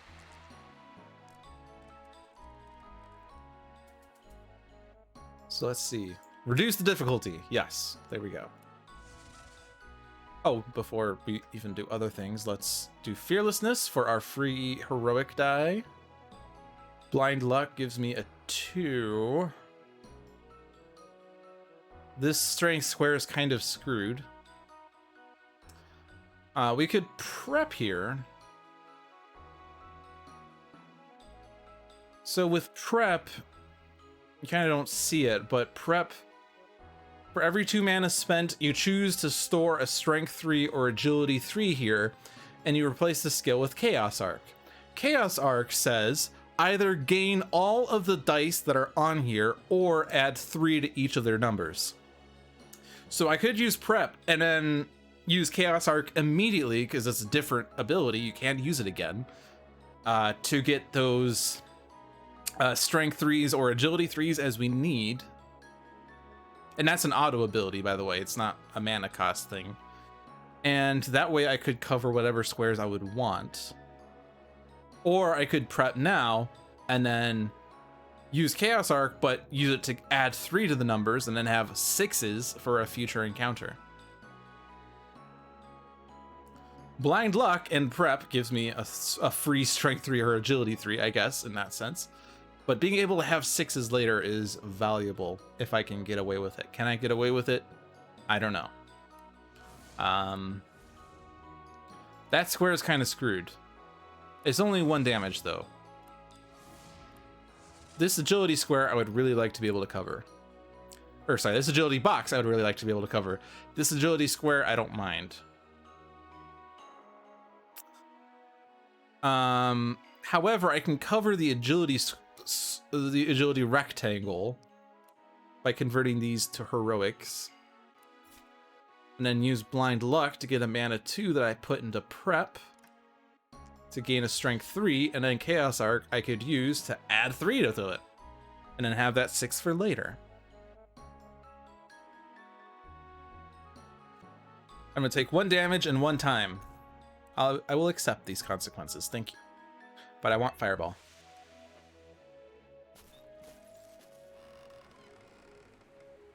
Rickety frickin' bridge.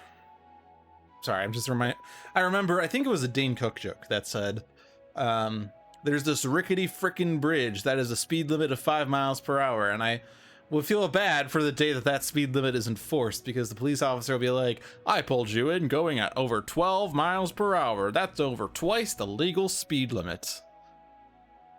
Well, I would love to go to jail for this rickety frickin' bridge. It is 2 experience, though, so I can't fight it. Goblin, 2 experience, can't fight it. Spikealon, 3 experience, can fight it. No mana here. This is going to be terrible. Oh well. Can't do anything. I'm gonna take that. I want it. It's mine now. You can store a heroic here whenever you use a mana skill, and you can actually get 2 dice there in a single turn, so you might as well always take that heroics. All right, Fireball. Can we get Fireball? Yes. Will Bull Rush do something? Not sure yet. Actually, before I do that, because I can't rewind once I roll a die, let's use Fearlessness. That gets me a heroic 5. Then I can use Fireball, and I don't think there's a reason to hold on to those 2s and 3s. Well, maybe there is. Maybe there isn't. I can put a 6 in the Chaos Arc. Oh, but I actually can't use it because you cannot use prep this turn when you use Chaos Arc. Do I want that 6? Probably. I'm gonna have poison for each 5 die on this card. Unfortunately, we have a lot of 5s here. Let's go ahead and take that 6. We can put it there at least.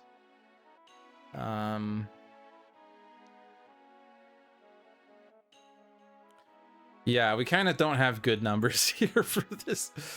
But can we at least cover the 9 with something, maybe?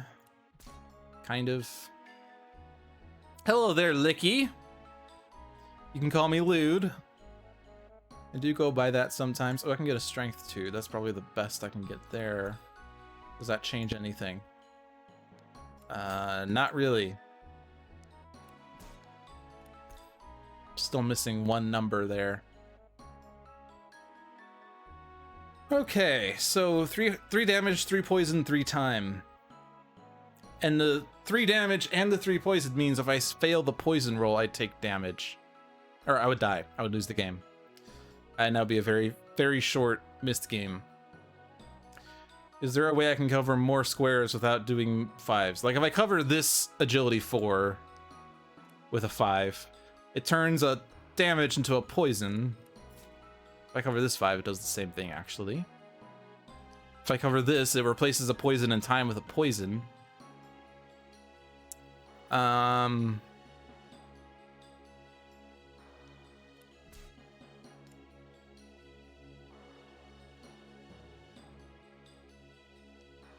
I could make a heroic 5 that would also get me a poison. That's probably all I can really do here. 5 poison and 2 time. Well, there's a chance I can succeed the poison roll. Precise blow. I would like to have consistent numbers, even though I don't have volumes of dice right now. All right, now I can't fight these doors because they're too experienced, and I'm trying to get that achievement. Oh, and they're also heart doors, or not heart, leaf cards. I didn't need them, but they helped out. Yay! All right. Acid spray. Before the encounter, place a poison on a hero. Yeah, poison. We might also run out of poisons. We might lose the game by taking damage from poison. But this item is mana. There's lots of strength here. Could I die if I fight this? YOLO. Definitely focusing. There's no reason not to use that focus die. Like, I don't think there's any reason to not use it unless you're fighting a peril, I guess. Fearlessness. All right. Now what? Bull Rush. Excellent. Fireball. Excellent. Precise blow? Would that? I guess it gives me something. You'd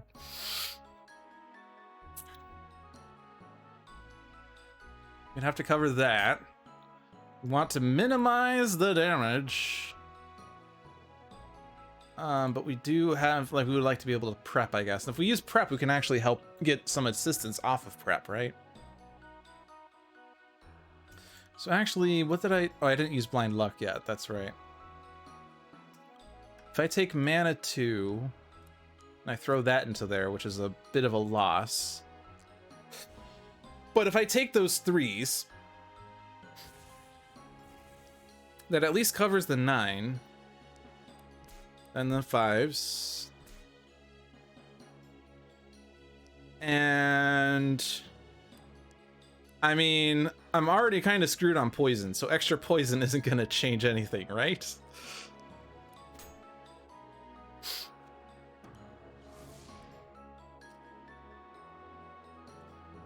Feint is a good skill.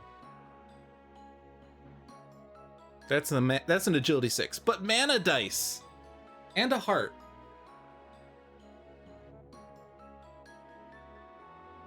But I could stop damage from happening and get an agility 6, which part of that could be funded from Precise Blow. I'm gonna go ahead and take that. It's a fixed number skill, and I'm gonna regret it in 2 seconds. Trickster, 2 experience, can't fight you. All right, let's do a poison roll and immediately fail. Oh no, 5 or higher, 5 or higher. No! Oh well. If this is 2 experience, our quest has ended. Our quest has ended. We only have 2 experience doors now. Oh well. That's what makes that 2 experience achievement difficult. I guess I could have fought this on like whatever novice difficulty instead of having 0 potions, have 2 potions, or with a mage that has the healing focus because they get extra potions. 2-player would also give you an extra potion with both healing foci, so you'd have 4 potion tokens to start the game. Unfortunately, I did not think of that. Oh well. Now we get to see how you win the game when you have 4 hearts and 6 poison. Because sometimes it feels like this game's too easy when you never take consequences. Well, let's just start with all the consequences and see where that takes us. Alright, so I don't know whether I might want to use Fireball or Prep because it's about the volume of dice and not the size of the dice, if that makes sense.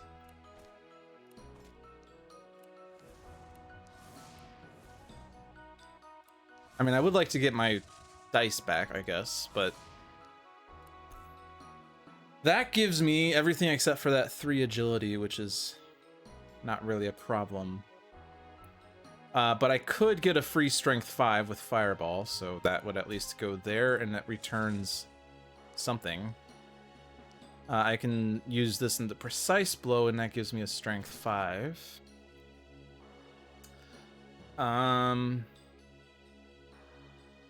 It's not the size that matters. It's what you do with it.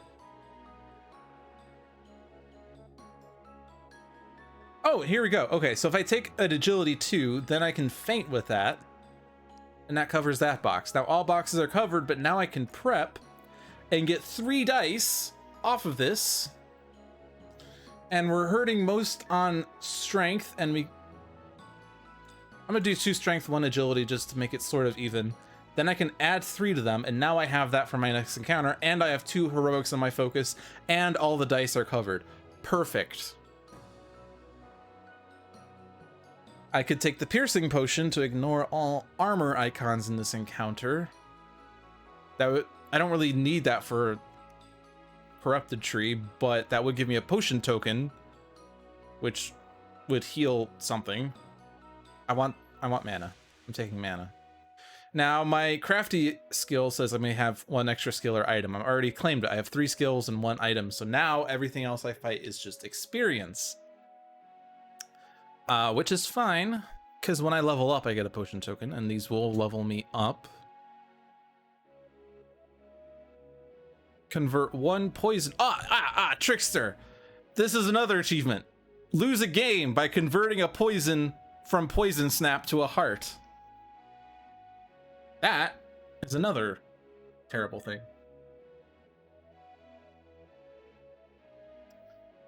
I mean, we might just end up losing the game, honestly, because well, I mean, okay, I have this heart. Oh, I didn't take the heart, never mind. I was gonna say, how would I convert this heart item away to have 5 health, and then I go fight the Trickster and lose and then get that achievement. So this wasn't a bad game, but I don't even have that. Okay, well, I'm gonna level up fighting these. I might also spend too much time. I will use 1 because I can only gain 1 back, and I don't think I actually need all of this, especially with Chaos Arc. I guess I could have saved it for Trickster, but I guess it doesn't matter because I'm gonna... I don't know.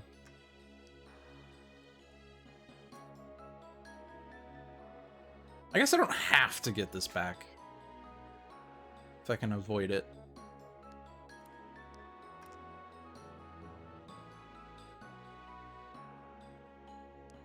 Do do do do do do do do do do. All right, we have a 6. Something covers that. We have some things to cover that.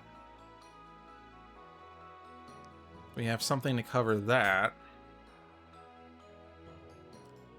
But I can't cover both of those 3s. Unless I take Chaos Arc.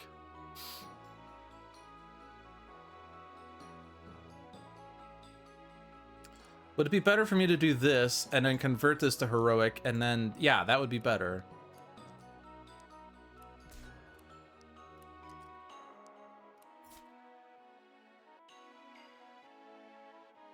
And then there's no consequences, and we've saved Chaos Arc, and yes, okay.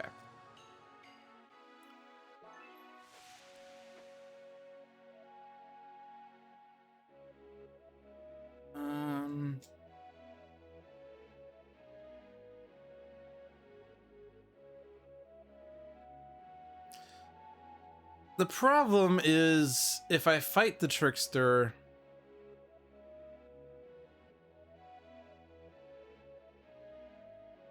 It might be better for me to just explore right now and do a poison roll. Although that is a risk and very likely for me to die.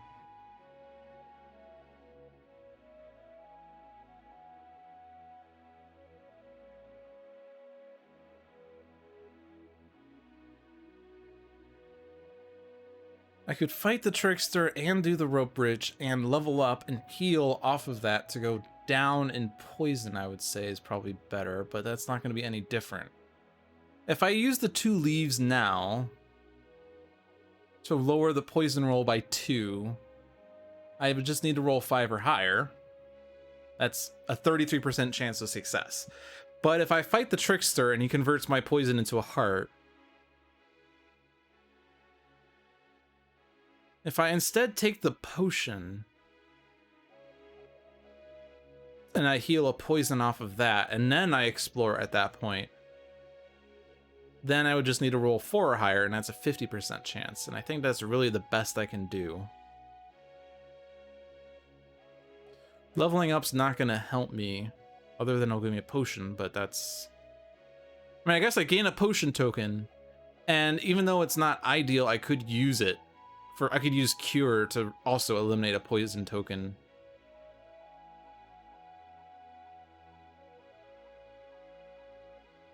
Yeah, I think I have to do that because I need to mitigate the risk to the best of my ability.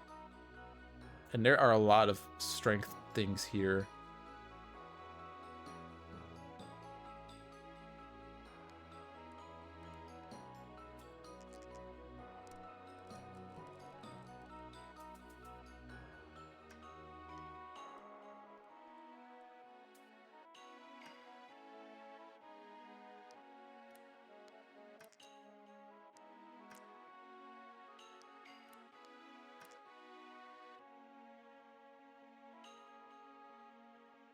Blind Luck's probably the...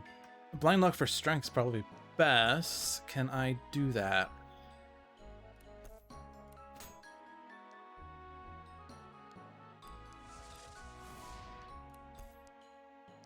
Yes. And I saved Chaos Arc again.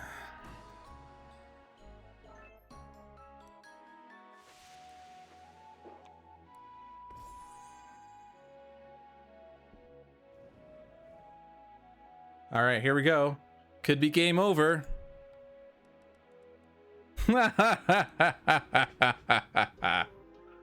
Game over. All right, well, new game then.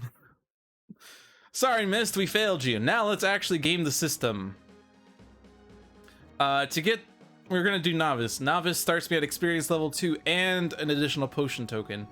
We're gonna fight at difficulty 1 dungeon because it's been a while since I've done that. We'll fight in Dragon's Cave. I feel like it's been a while since I've done that.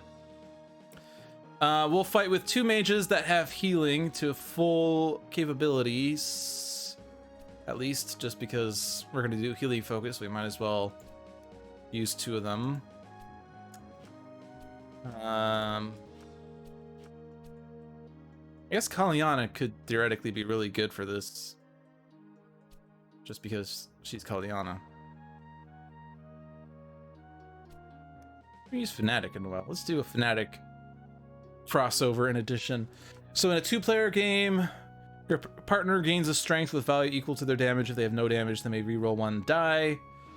Store a heroic die here if there are 2 or more 1s left in your pool after an encounter. For Mage, roll your stored die. Store a heroic here when you explore or flee. You may only store 1 die at a time. Power transfer, your partner gains either a strength 1 or agility 1. I guess we can get uses out of that. We're gonna do Novice. We'll go ahead and use the healing potion since it's a standard game. And we'll do it that way. Healing. Mage is more mana, so Force Bolt is good. Fanatic is slightly more strength, so True Strike's fine.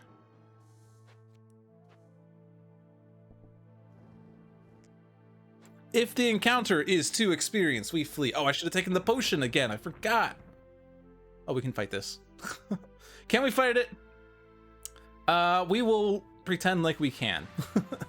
Because that Valor skill is really good.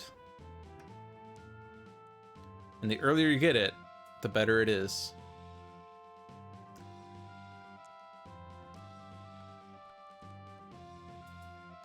We should be fine already. We have everything covered, so that's really good. Anything we can do here? No. Can we fight this big rock? Sure, we'll just slow time.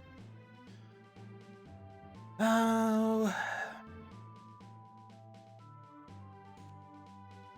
Ooh, power transfer is really good with Divine Balance because you're gonna have 2 or more 1s left in your pool after an encounter. Yeah! We'll give this to Mage because Force Bolt isn't awesome with that. This is definitely not too experienced. Before the encounter, spend 3 times. Sure, why not? Actually, let's give this to Mage. Because we want to have more things that we could put into Force Bolts. You can re-roll a die. Not sure if we're going to do that. You gain either Strength 1 or Agility 1. Let's take the Strength and see if we can save these. True Strike. Oh, and before we do any of this, Valor. And then let's actually just cover the squares and then see what we can do from there. We have a 5, we have a 6. We have a True Strike.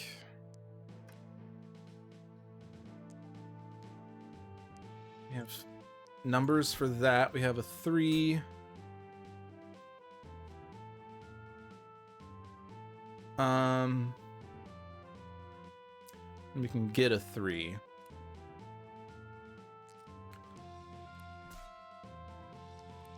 And that covers all the squares. So we don't... I was trying to see if we can get more into Force Bolt. We don't need Force Bolt. This is not Mist. We don't need to get this charged up. We do want this to give a heroic to Fanatic. And that's it. Excellent. All right. Reroll 1 of your dice or increase 1 of your dice by 1. And that is a Peril skill, so that's really good. Do we need agility? Honestly, between Force Bolt and True Strike, we might actually be fine on agility. +1s are always nice to have, especially because you can use them on perils, which the number of times that I failed a peril because I didn't roll enough to cover the armor is too dang high. If we do this, we'll be climbing around. This is not... Okay, it's fine. We can fight this. Can we survive this? Let's pretend like we can.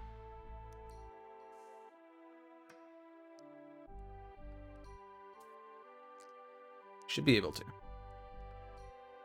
Just need to roll not 2 1s. Although if we did get 2 1s, Fanatic would still be happy.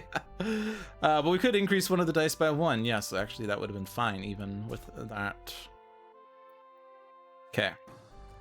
Success, dexterity. TBH, I would rather have dexterity than dice. I like these skills.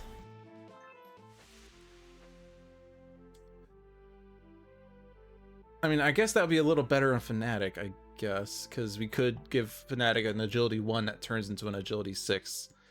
Even though I'd rather save that for divine balance purposes. Plague Rat, difficulty 2, you survive.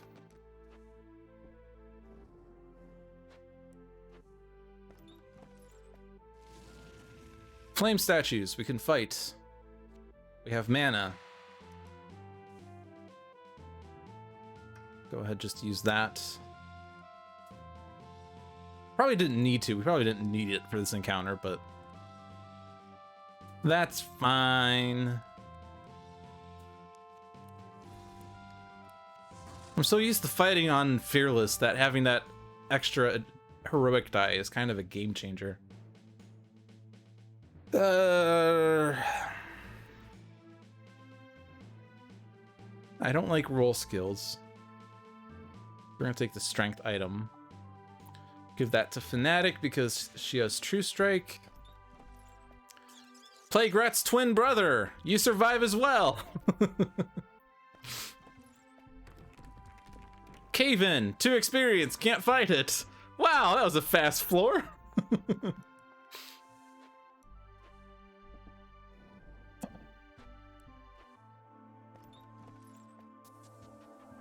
Rune puzzle, 2 experience, can't fight it. Locked door, 2 experience, can't fight it. Dang it. This is not turning out well for me. Glooping ooze, 3 experience, can fight, should fight, have to fight, can't not fight.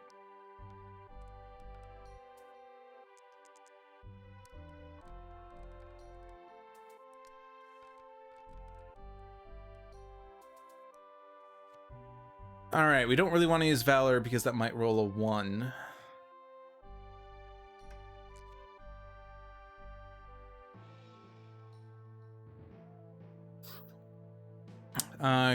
What can we do here?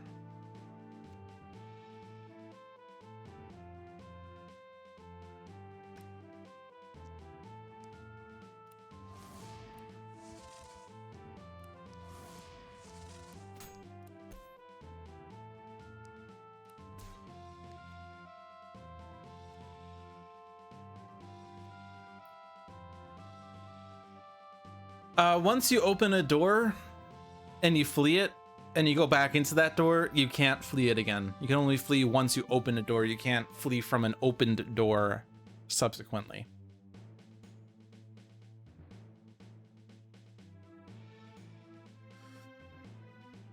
Okay, what can we do? I don't want to lose.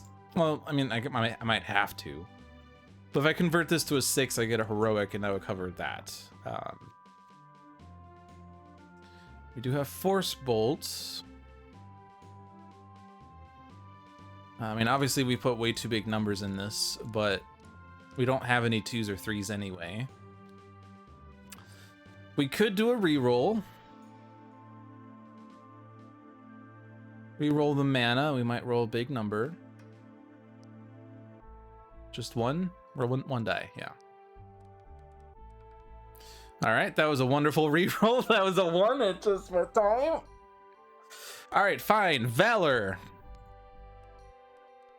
No! No! I disagree. Well, I do have enough to make a strength 3 now.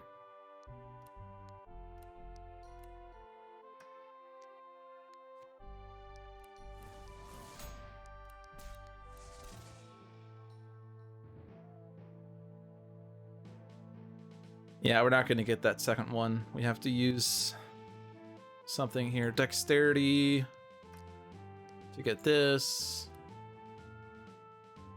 Actually, no, wait.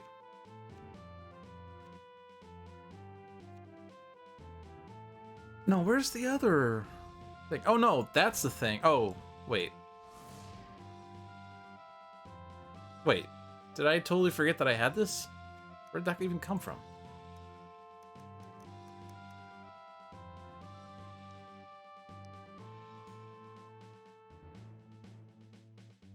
I'm confused now. I lost track of where I got dice.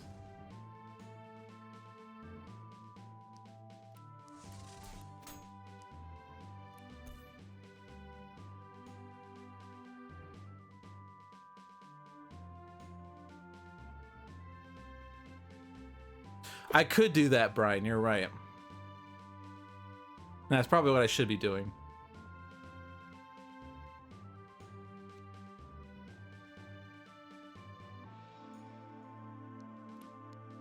Apparently I can give Fanatic 3 1s, or 2 1s, and still cover everything. I'm not sure how that happened, but it happened, so I'll accept it. Do we need armor for the dragon?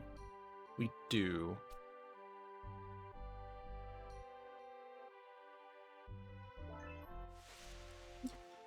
Alright. We could also spend even more time by just continuing exploring. Okay, well, can't fight that anyway. So if this is not a 3, we're screwed. Or a 4. It's definitely not a 2. Alright, spend time. No, undo. Flee! And then enter!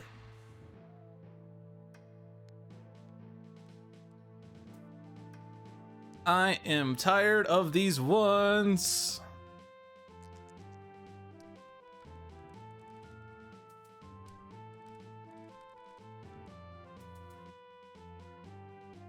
Okay. Might as well use Valor.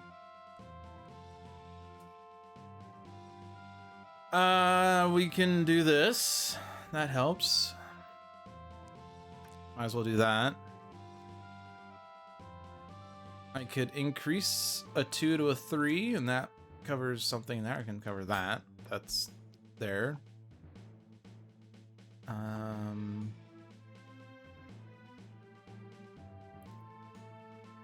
We have a 6, we have a 5, something to cover that, something to cover that. Just cover all the squares and you win. But first take a 1.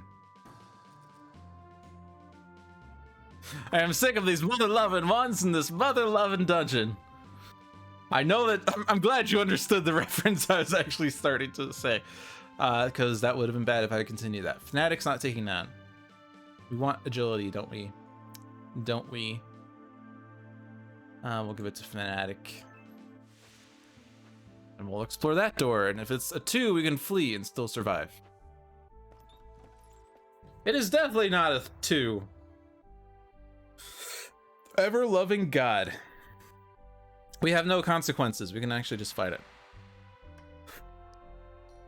This encounter sucks because you discard all 1s and 3s. And if you're in a dungeon where you also discard all 2s, then it's especially awful. We'll pretend like we can fight it, like we have been this entire time.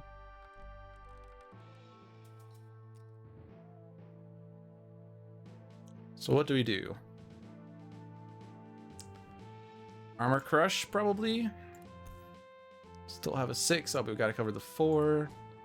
Could make a 6 out of that, but that's not going to change anything. We do have a heroic 6 for that. We have a mana 5. So what else? So we also have Valor. So before I do things, I always want to make sure that we have as much undo as possible. And if you do this before undoing, then you can't undo past that point. Now that was discarded, so none of what I just said mattered.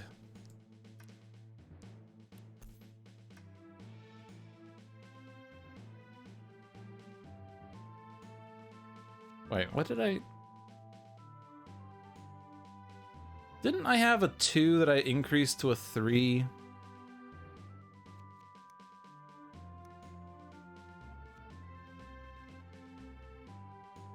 Did I Lucky Familiar that? Now I'm confused. The undos are not giving me the dice that I had before, I'm starting to think. I could be wrong though.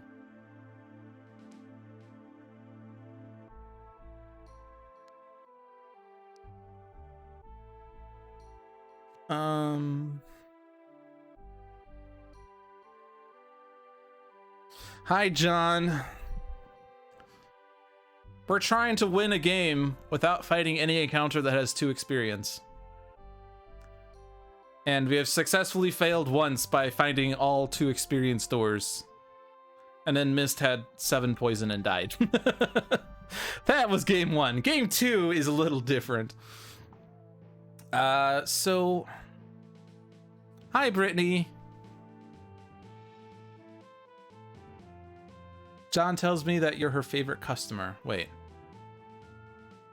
I did not hit her. It's not true. It's bull bleep.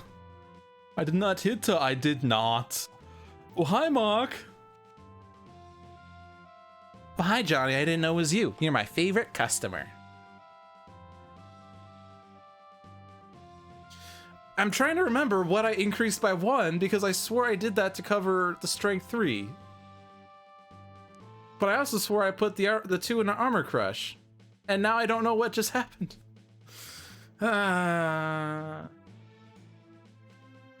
Maybe I did this. Maybe that's what I did. That's the only thing I can think of because I had a strength that I increased by 1, but I also used armor crush, and I don't know what all transpired to get to that point.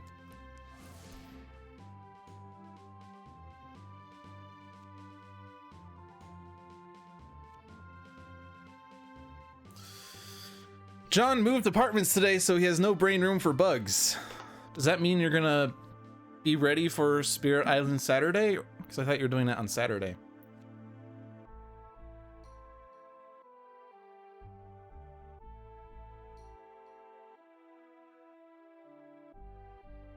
Oh yeah, also how'd the move go? Yes, that is an important point.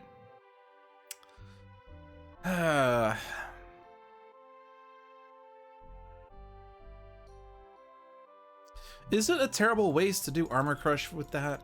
Like, not really, right?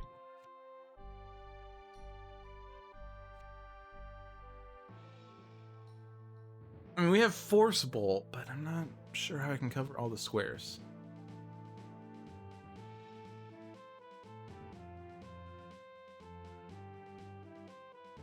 I could use Power Transfer to give me an Agility 6. You got it a day early, and the friend helped you empty your storage unit. Yeah, high five! Awesome!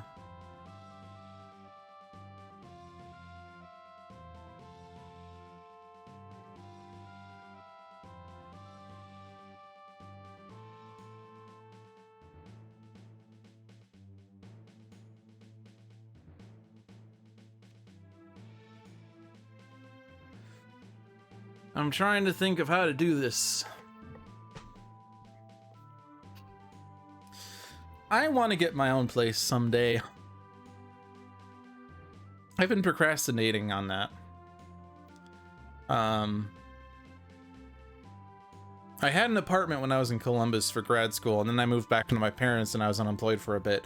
Then I got employed at 2 part-time jobs, 2 part-time teaching jobs, which is great. It's actually been giving me not the best money, but I think I'm able to support myself again, and so I should be able to find my own place again. I've just been procrastinating on doing that. I was frankly half hoping that the economy would crash and the housing market would plummet so that I could actually get something for cheap, but that didn't seem to happen, so. Just have to get a roommate. Solitude is fun. Yeah, the parents' cheap rent.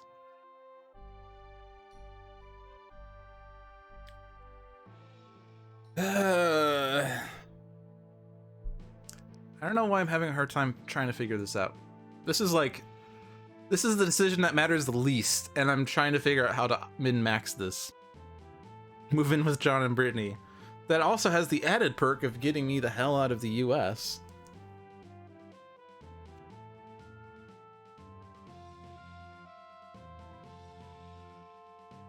Just trying to figure out how I can cover this 4, but also cover the 6. Like, that could go there, right? And I think that's what I was originally trying to formulate, but then I don't have something for the 5.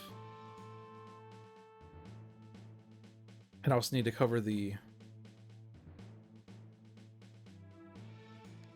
Well, you have a mana 5, so you could Force Bolt to get that armor covered.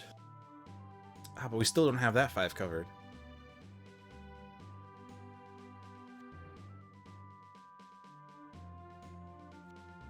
Lucky Familiar to get that covered, but you...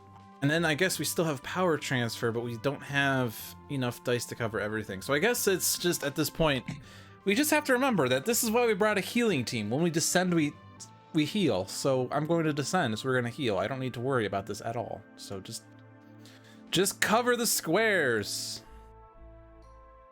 Somehow.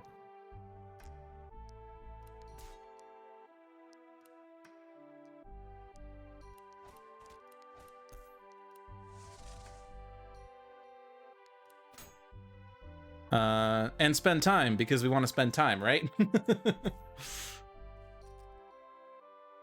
Steady Hands is terrible. Fanatic can't get that anyway. We're not going to be able to get to level 4, so I don't really care about leveling up that way, so we'll just do that. All right, yeah, and we're descending, so yeah, there's the heal.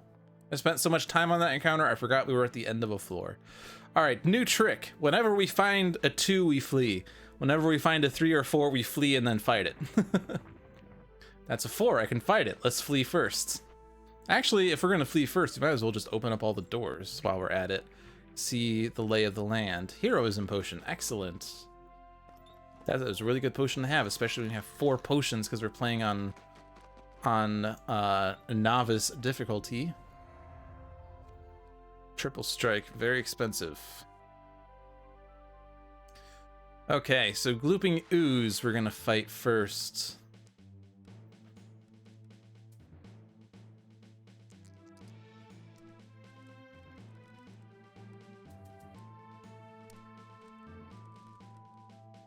We do want to spend as much time as possible, so we are going to use Valor after all. Remember when I complained about all the ones? That was actually perfect. I wanted all those ones.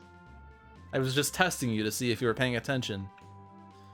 All right, I don't think I need Dexterity, but we'll go ahead and take it. I might as well do that, I guess. It's only a Strength 1, so there we go.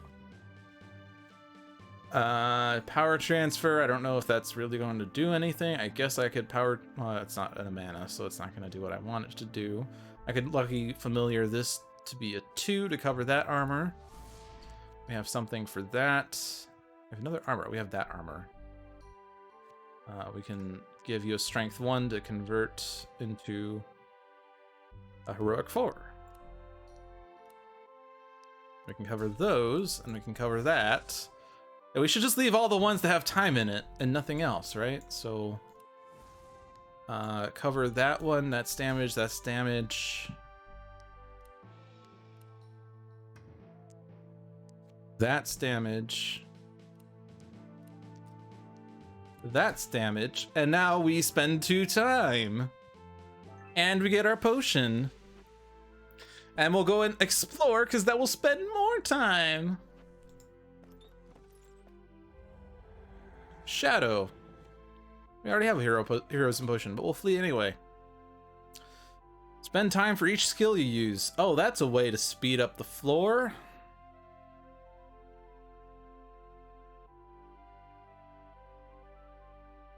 So what are we gonna fight?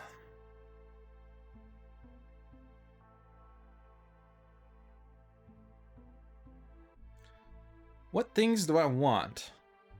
Well, I'll tell you what I want, what I really, really want. I could level up. That gives me a potion token. That's the only benefit it gives me. But actually I would be spending too much time. But I guess if I take damage and then I descend, I would heal that damage, right? So that's fine. So let's start with the boulder. We'll slow time by spending time somehow. Because that makes sense.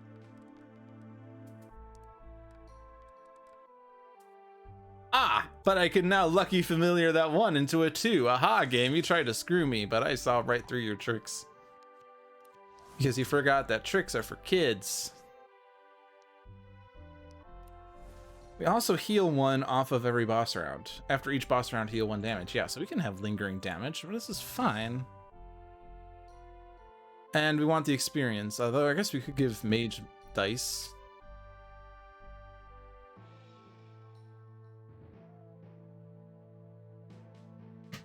We'll do that with the 3 because we have another 4.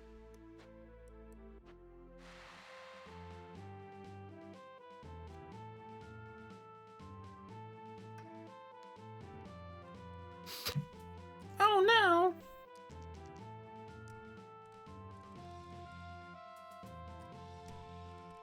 I am on the last floor.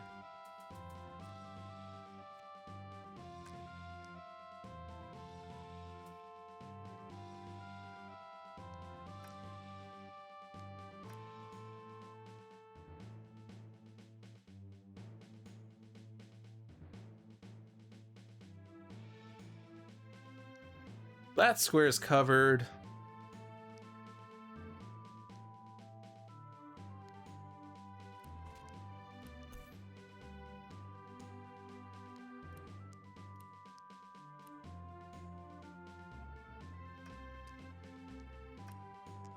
That was not what I wanted.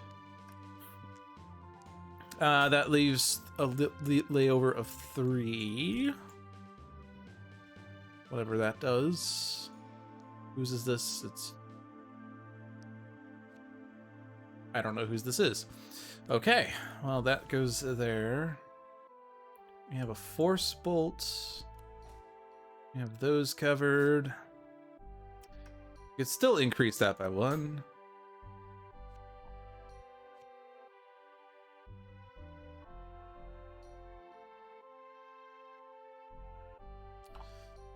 I can force bolt once. That's fine.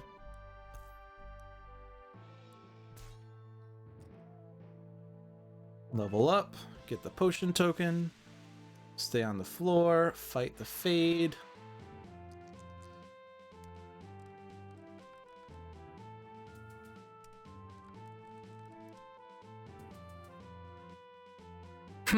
Can I cover all the squares without using a skill? That seems unlikely.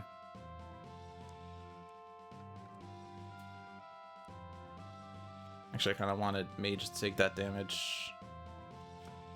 I seem to have skipped the damage happening. Oh boy. There's a bug, John. We found a bug. I rewounded or undid Fanatic taking damage, and the game forgot that, apparently. Because now I'm able to... I still have my Valor 1. I think it has something to do with the fact that... If John's still here, and he's probably too tired to think about this. I think what's happening here... Can I report it from here? Ah, I can do it here. Skill usage to spend time and take damage from door got forgotten with undo. So here's what happened. I used the skill to spend time against whatever this guy is. I'm gonna X out and then I'm gonna lose all this information. Shadow. Yes, it's all gone. I spent time. No, how did I word this originally? Spending time and taking damage from door via skill usage against shadow gets lost when undoing. I used the Valor skill against shadow, which forced me to spend time. That time converted to damage because of the dungeon door. That damage did not take place until after my roll. I used undo because I damaged the wrong hero, but it did not return the damage question. I have my Valor die. but no damage.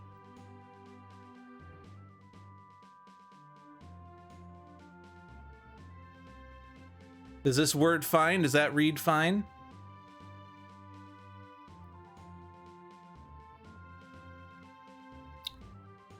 I'm gonna have to submit without email because I don't actually have an email client.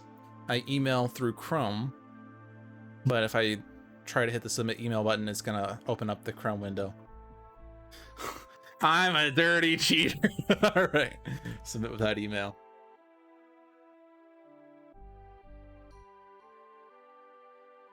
I found a bug, and I actually reported the bug for once.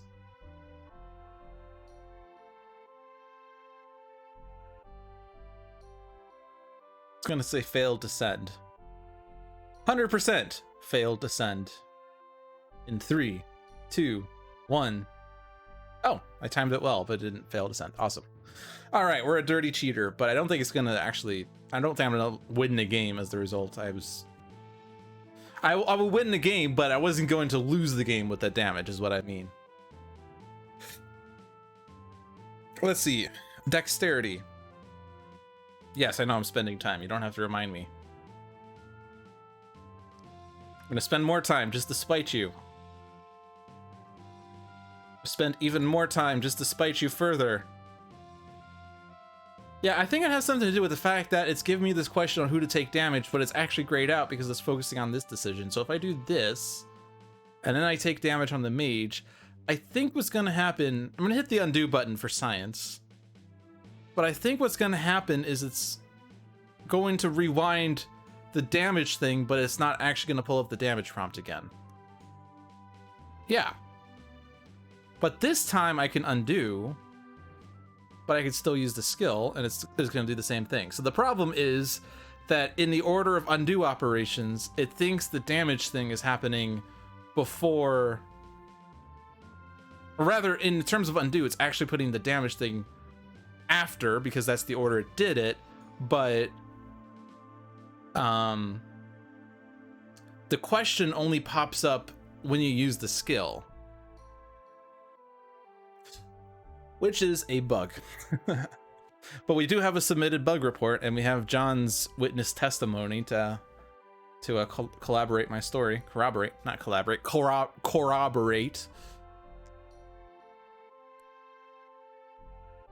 Okay. I could do 2 more skills and not take any more damage, so what are we going to do? Would a +1 help? I could +1 a 2. I still have to cover that 10. I have a 6 there. And a 4. That's covered. Now we have another armor box to deal with. Done. No more 5s. There's a 4. Yeah, we kind of have trash numbers here. You're witnessing the descent of lewd into depths.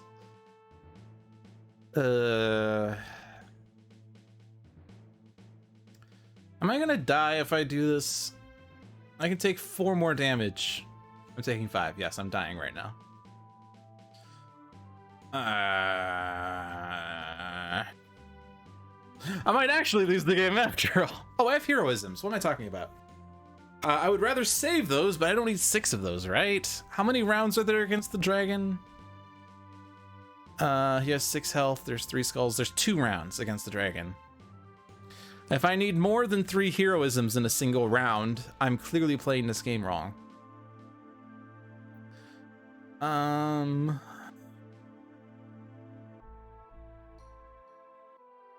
So these don't turn heroics into 6s, but I could turn those 2 into 6s.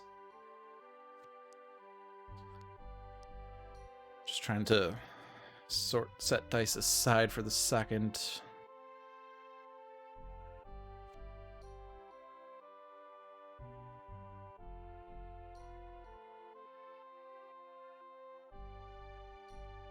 I could power transfer, which will spend a time.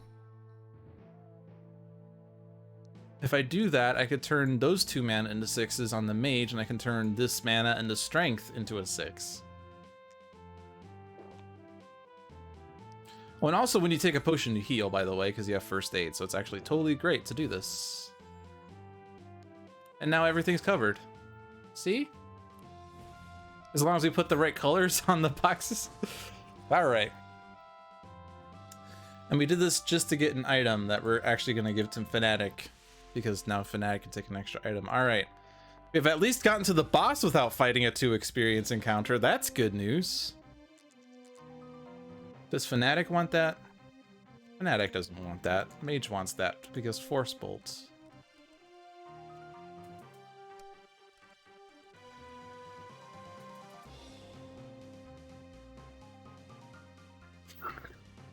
There are so many opportunities for jokes about Lude's chosen name that you have to hold back on, and then John gives you perfect out-of-context quotes like that. I mean, hey, you might as well make jokes about my name. Because if people are watching this channel, or if they're watching my stream, I'm sure there's some implicit assumption that there's going to be some crude humor at some point. We have successfully stayed away from it for most of the stream, but with John's permission, we might just go all family unfriendly on y'all. I'm kidding. We're not going to do that. That's not the Handelabra channel. If you want to see more adult humor, go to Lude Dolphin's channel. Right, we have 4 heroisms, so this should be rather straightforward. We also have Armor Crush, so that takes care of the agility part. We already have a mana 6. We already have a strength 6. So the rest of this is covering the 16 and 17, which we may not even need to do both. We probably can even just skip this entirely, and each of us will take 4 damage, and we'll go into the next round. We'll heal 1 each. And when we use heroisms, we heal 1. That said, we can certainly try to cover 1 of these. But if we're feeling particularly lazy, we could just finish this and still win. This is why I love the heroism potion. I cannot overstate how powerful this potion is.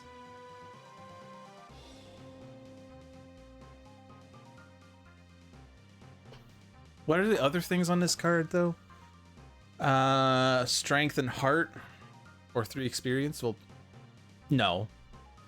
I mean, there could be an argument for strength and heart, but I don't know. I feel like extra health in 1-deck dungeon doesn't really help that much, because it's rare that I'm actually hitting my initial max HP. I don't really take that much damage. But it's one of those things that you feel safer with, but when you get good at this game, you realize that you don't need all that extra health. But I say that while I have extra health on Fanatic, so I guess I can't really talk.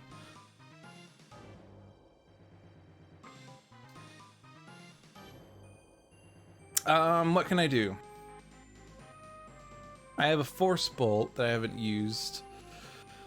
That should trivialize it, right? I could just, assuming these were both mages, which they are, then I get a 6 out of that, and then I could just proceed, because there's no way I can cover that without using heroism.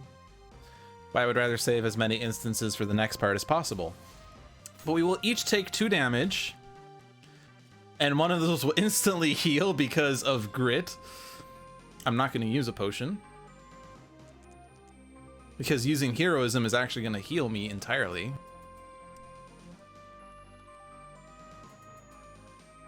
We already have a bunch of 6s. Dexterity and Armor Crush takes care of the agility question. And we don't have a mana 6, we do have a strength 6. And we want that mana 6. And I can't get it off of heroics anyway, but we want that mana 6. Is there a way to get that? We can Lucky Familiar for it. Alright, good. That's done. And now we just have to survive. So close. But again, we can just use Force Bolt. And this time I don't even need to get a full 6 out of that. Done. It's not flawless, but it is victory. And we got the No Easy Prey achievement.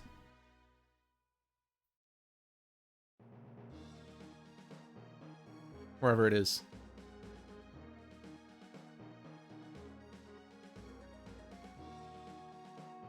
It disappeared. No, it is okay, we gotta refresh this page. Hold on. Is it gone now? It is gone now.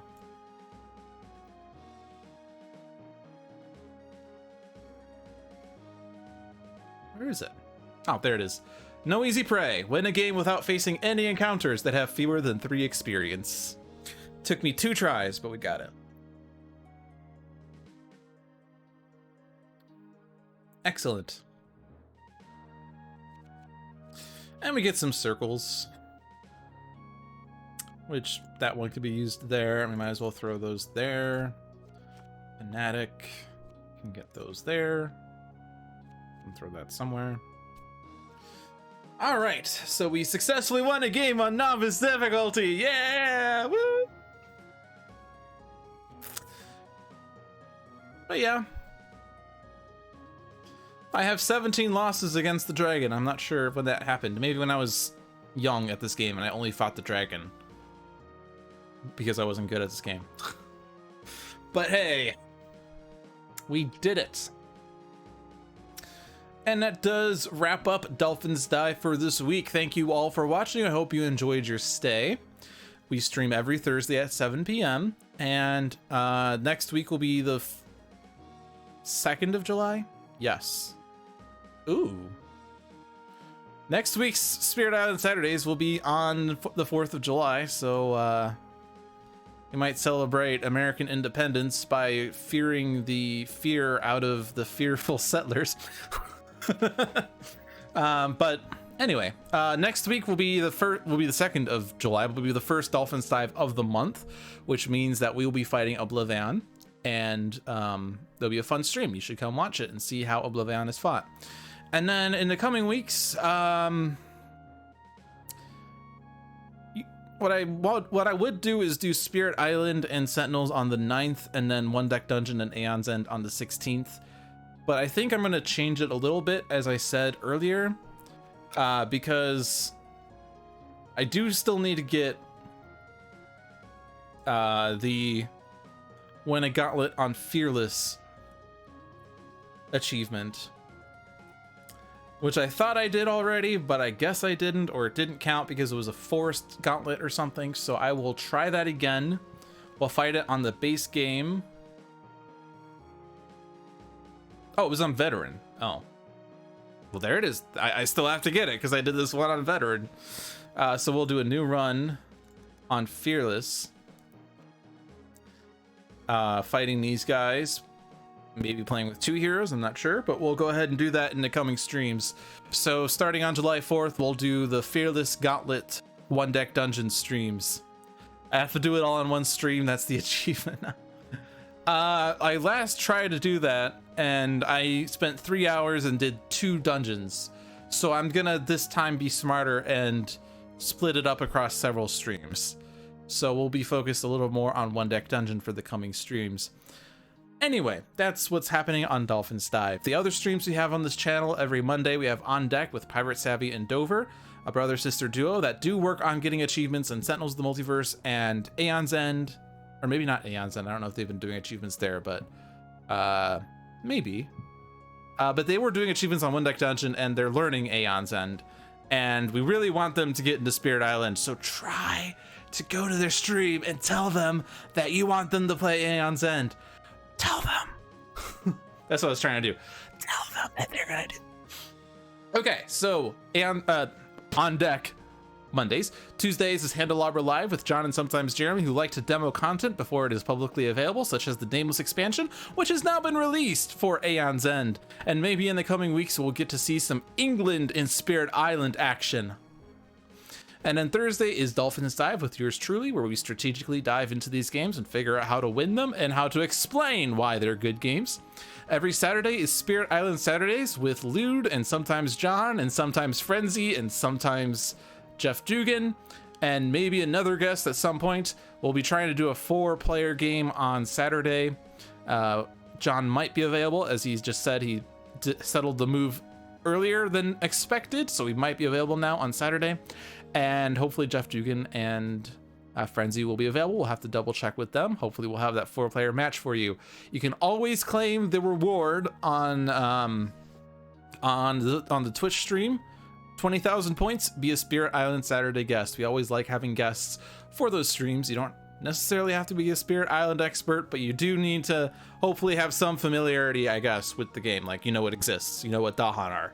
We're not going to teach you how to play Spirit Island. I mean, maybe we could, but maybe we could bill it as the learning stream. I don't know, but more ideas are always welcome. And then Sunday is Tales from the Archive with another lit down for some storytelling, Sentinels of the Multiverse, or some specifically tailored challenge games, such as you cannot play a card that has one shot on it. Tell him that's the challenge on Sunday. He doesn't know it yet. Sentinels of the Multiverse, Bottom of the Ninth, One Deck Dungeon, and Aeon's End are available on Steam, iOS, and Android devices, and Spirit Island is available in early access on Steam, and all of those games are on sale on Steam for the Steam Summer Sale through July 7th. Really good games. Check them out. Base games, relatively cheap for most computer games, in my opinion, and especially when they're on sale, they're ludicrously low priced. But if you're not comfortable with those games, check out one of them still. I command you to do it. It can't hurt. If you do check into the games and you realize that you like them so much you want to pursue the expansions, well, some of them are also on sale, like the Season Pass 1 and 2 of Sentinels and the Forest of Shadows expansion on One Deck Dungeon.